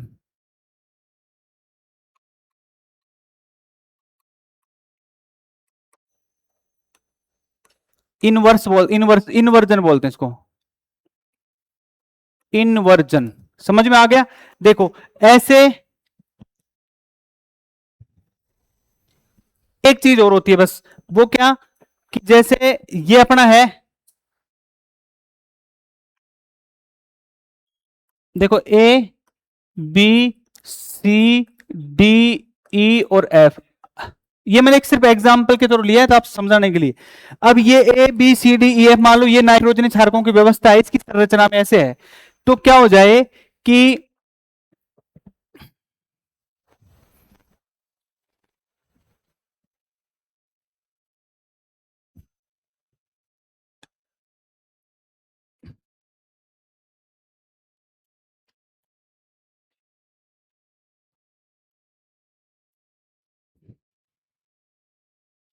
ये जो ए है ना, ये वाला, ये यहां से टूट जाए और ये चला जाए ई के पास, तो ये जो जैसे यहां पर ई जो है ना एफ है, एफ के पास यहीं आकर के जुड़ जाए ए है ना, देखो यहां से हट गया और कहां पे जुड़ जाकर के इसके पास, तो यहां से टूटा और ये क्या हो गया दूसरी जगह चला गया, इस ऐप के पास चला गया जाके।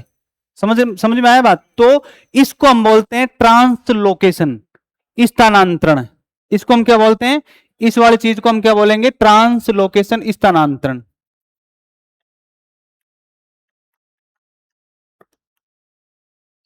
स्थानांतरण इसको क्या बोलते हैं, स्थान। अब आप देखो कि संरचना में चार तरीके से चेंज हुए। एक तो क्या हुआ, विलोपन, एक तो ये हुआ यहां पे, दूसरा क्या हुआ, द्विगुणन, ठीक है, डुप्लीकेशन, तीसरा क्या हुआ यहां पे, प्रतिलोमन, और चौथा क्या हुआ यहां पे, स्थानांतरण। इसका मतलब संरचना में सिर्फ चार चीजें हैं जिनकी वजह से इसकी संरचना में बदलाव हो सकता है। किसकी संरचना में, क्रोमोसोम की संरचना में। अब इन चारों संरचनाएं बदलेंगी, इसका मतलब इससे कुछ ना कुछ डिजीज होंगी, और हमारे सिलेबस में 3 डिजीज हैं जिसको हम पढ़ना है इनकी वजह से, और उन 3 डिजीज का नाम मैंने अभी बताया था आपको, फिलोडेल्फिया 22, कैट क्राई और बर्किट का लिम्फोमा। अभी लिखेंगे हम, लेकिन यहां तक समझ में आया?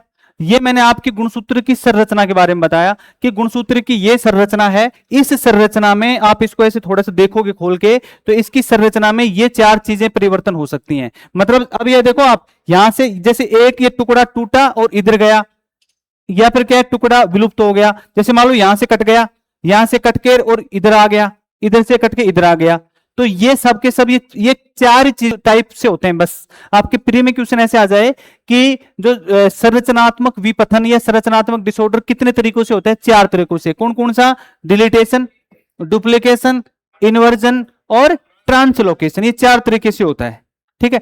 अब ये देखो ये कितना ऐसे मतलब गहराई की बात है, और ये अधीनस्थ और पूछ लेता है। आप अधीनस्थ, मैं आपको क्वेश्चन दिखाऊंगा, आप देखना वहां पर आप कहोगे सर इतने गहराई से पूछ लिया। अब तो और हमारे इस बार जोड़ा है तो आरपीएससी का भरोसा है नहीं। अब आप कहोगे सर क्या फर्क पड़ता है, 2 क्वेश्चन छोड़ देंगे, कोई फर्क पड़ता है? एक एक क्वेश्चन का फर्क पड़ता है, तो पता ही है आपको। क्या पता ये 2 आपको इन कर दें, ये 2 बाहर कर दें, ठीक है। तो ये सब इंपोर्टेंट है हमारे लिए। चलो अब ये आप यहां तक समझे, आप देखो कर लिया नोट।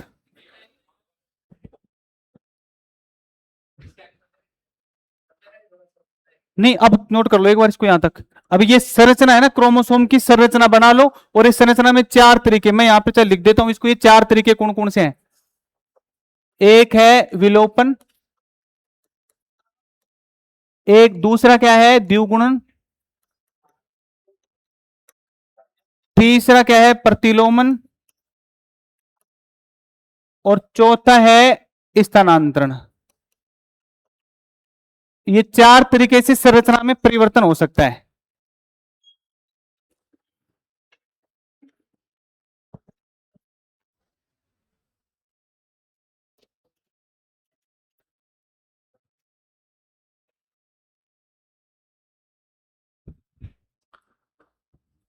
अच्छा इसको फोटो खींच के रख मत लेना, कॉपी पे उतार लेना। हमारे आदत होती है क्या करते हैं कि चले एक बार फोटो खींच ले, वो फोटो ही रहती है, फिर रजिस्टर में रहता है तो फिर भी पढ़ा जाता है, फोन में नहीं पढ़ा जाता। ये कहने की बात है, वो फिर है ना अंदर थोड़े दिन बाद फिर सोचा ये क्या था, फिर वो मेमोरी भर जाती है, जब उसको डिलीट करते हैं, अरे यार वो तो वो पर गया। तो है ना, इस वजह से कॉपी में आ जाना चाहिए, कॉपी में आ जाएगा तो आपके ब्रेन में भी आ जाएगा फिर, और फोन में तो फोन में रहेगा वो।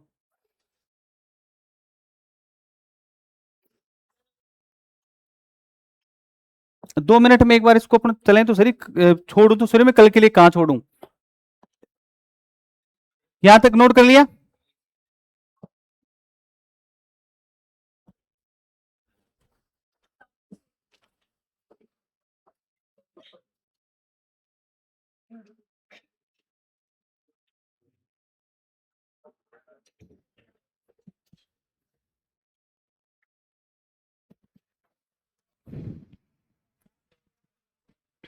अब आप देखो,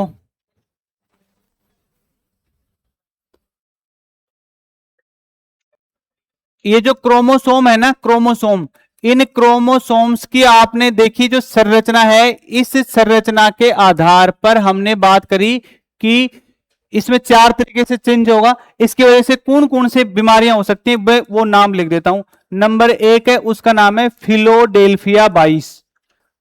क्या नाम है? फिलोडेल्फिया 22। एक तो ये है। दूसरा है जिसका नाम है कैट्स क्राई, या इसी को बोलते हैं कैट चैट डू क्राई, इसको ही बोल देते कई बार। इसी को मारजार क्रंदन भी बोलते हैं। क्या बोलते हैं? मारजार क्रंदन। मारजार आप जानते हो, मारजार का मतलब क्या होती है? मारजार किसका पर्यायवाची है, बता सकता है कोई? मारजार, मारजार किसका पर्यायवाची है? ऐसा ही मत पढ़ा होगा, बिल्ली का पर्यायवाची है ये। बिलाई, मारजार, ये है ना। क्या? मारजार, ठीक है, मारजार क्रंदन। एक इसमें जो तीसरा है, देखो क्रंदन का मतलब क्या होता है? क्रंदन चिल्ला के रोना, है ना, रोना नहीं, चिल्लाना। वो तो इसका मतलब क्या हुआ? बिल्ली की तरह चिल्ला के रोना। ठीक है, मतलब बिल्ली की तरह रोना।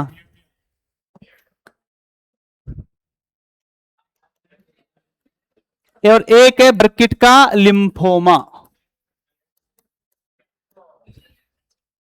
ठीक है, बताओ क्या है? फिलोडेल्फिया 22, कैट्स क्राई, और क्या है? बर्किट का लिम्फोमा। ठीक है, अब कल जो हम पढ़ेंगे इसके आगे, और क्या पढ़ेंगे हम इसके बारे में, क्या क्या दो दो बातें ये देखेंगे, और फिर संख्या वाले देखेंगे। अब एक बार आ जाओ इधर।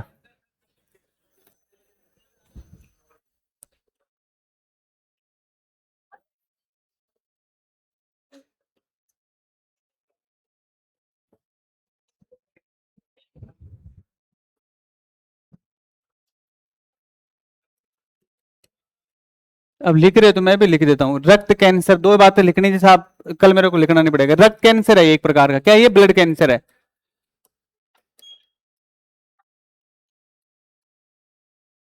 जिसको हम क्या बोलते हैं? ल्यूकेमिया।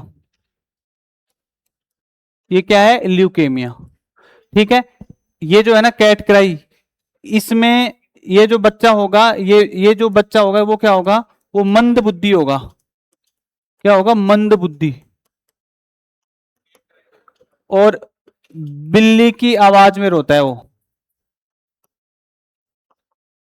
आप जब इसको सुनोगे ना तो ऐसे सोचोगे बिल्ली रो रही है जोर जोर से, और वो बच्चा रो रहा होता है।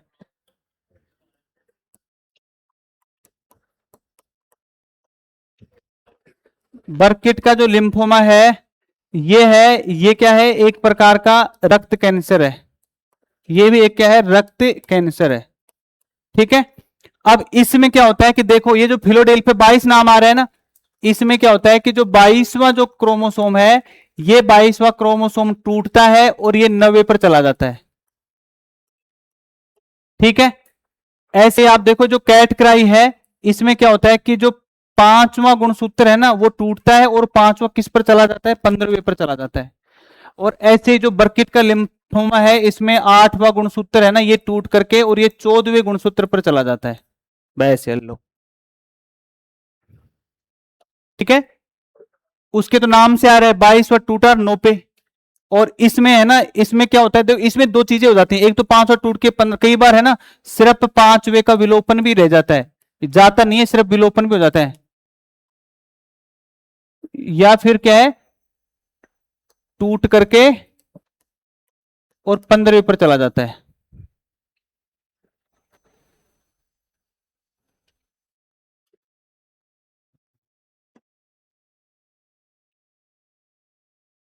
लिख लिया, कर लिया नोट। क्या नाम है? फिलाडेल्फिया 22। क्या होता है? 22वां गुणसूत्र टूट के कहां जाता है? इसका मतलब क्या हुआ? ये ट्रांसलोकेशन हुआ ना। अच्छा अब देखो यहां पर क्या हुआ है, पांचवा, एक तो देखो क्या हो रहा है, या तो पांचवा टूट के विलुप्त हो गया, तब तो विलोपन हो गया। कभी कभी क्या होता है, पांचवा टूट करके कहां पे चला जाता है? 15वें पर। तो ये इसमें विलोपन भी हो सकता है, ट्रांसलोकेशन भी हो सकता है। बर्किट का लिम्फोमा में क्या होता है, 8वां गुणसूत्र का कोई भाग टूटा और किस पर चला गया? वो 14वें पर चला गया। 8वां टूट करके कहां पे चला गया? 14वें पर चला गया। तो ये क्या है? एक प्रकार का कैंसर। ये क्या है? ठीक है, मतलब ये भी कैंसर है, ये भी कैंसर है। चलो कल करते हैं फिर रिवीजन भी, ठीक है। चलो।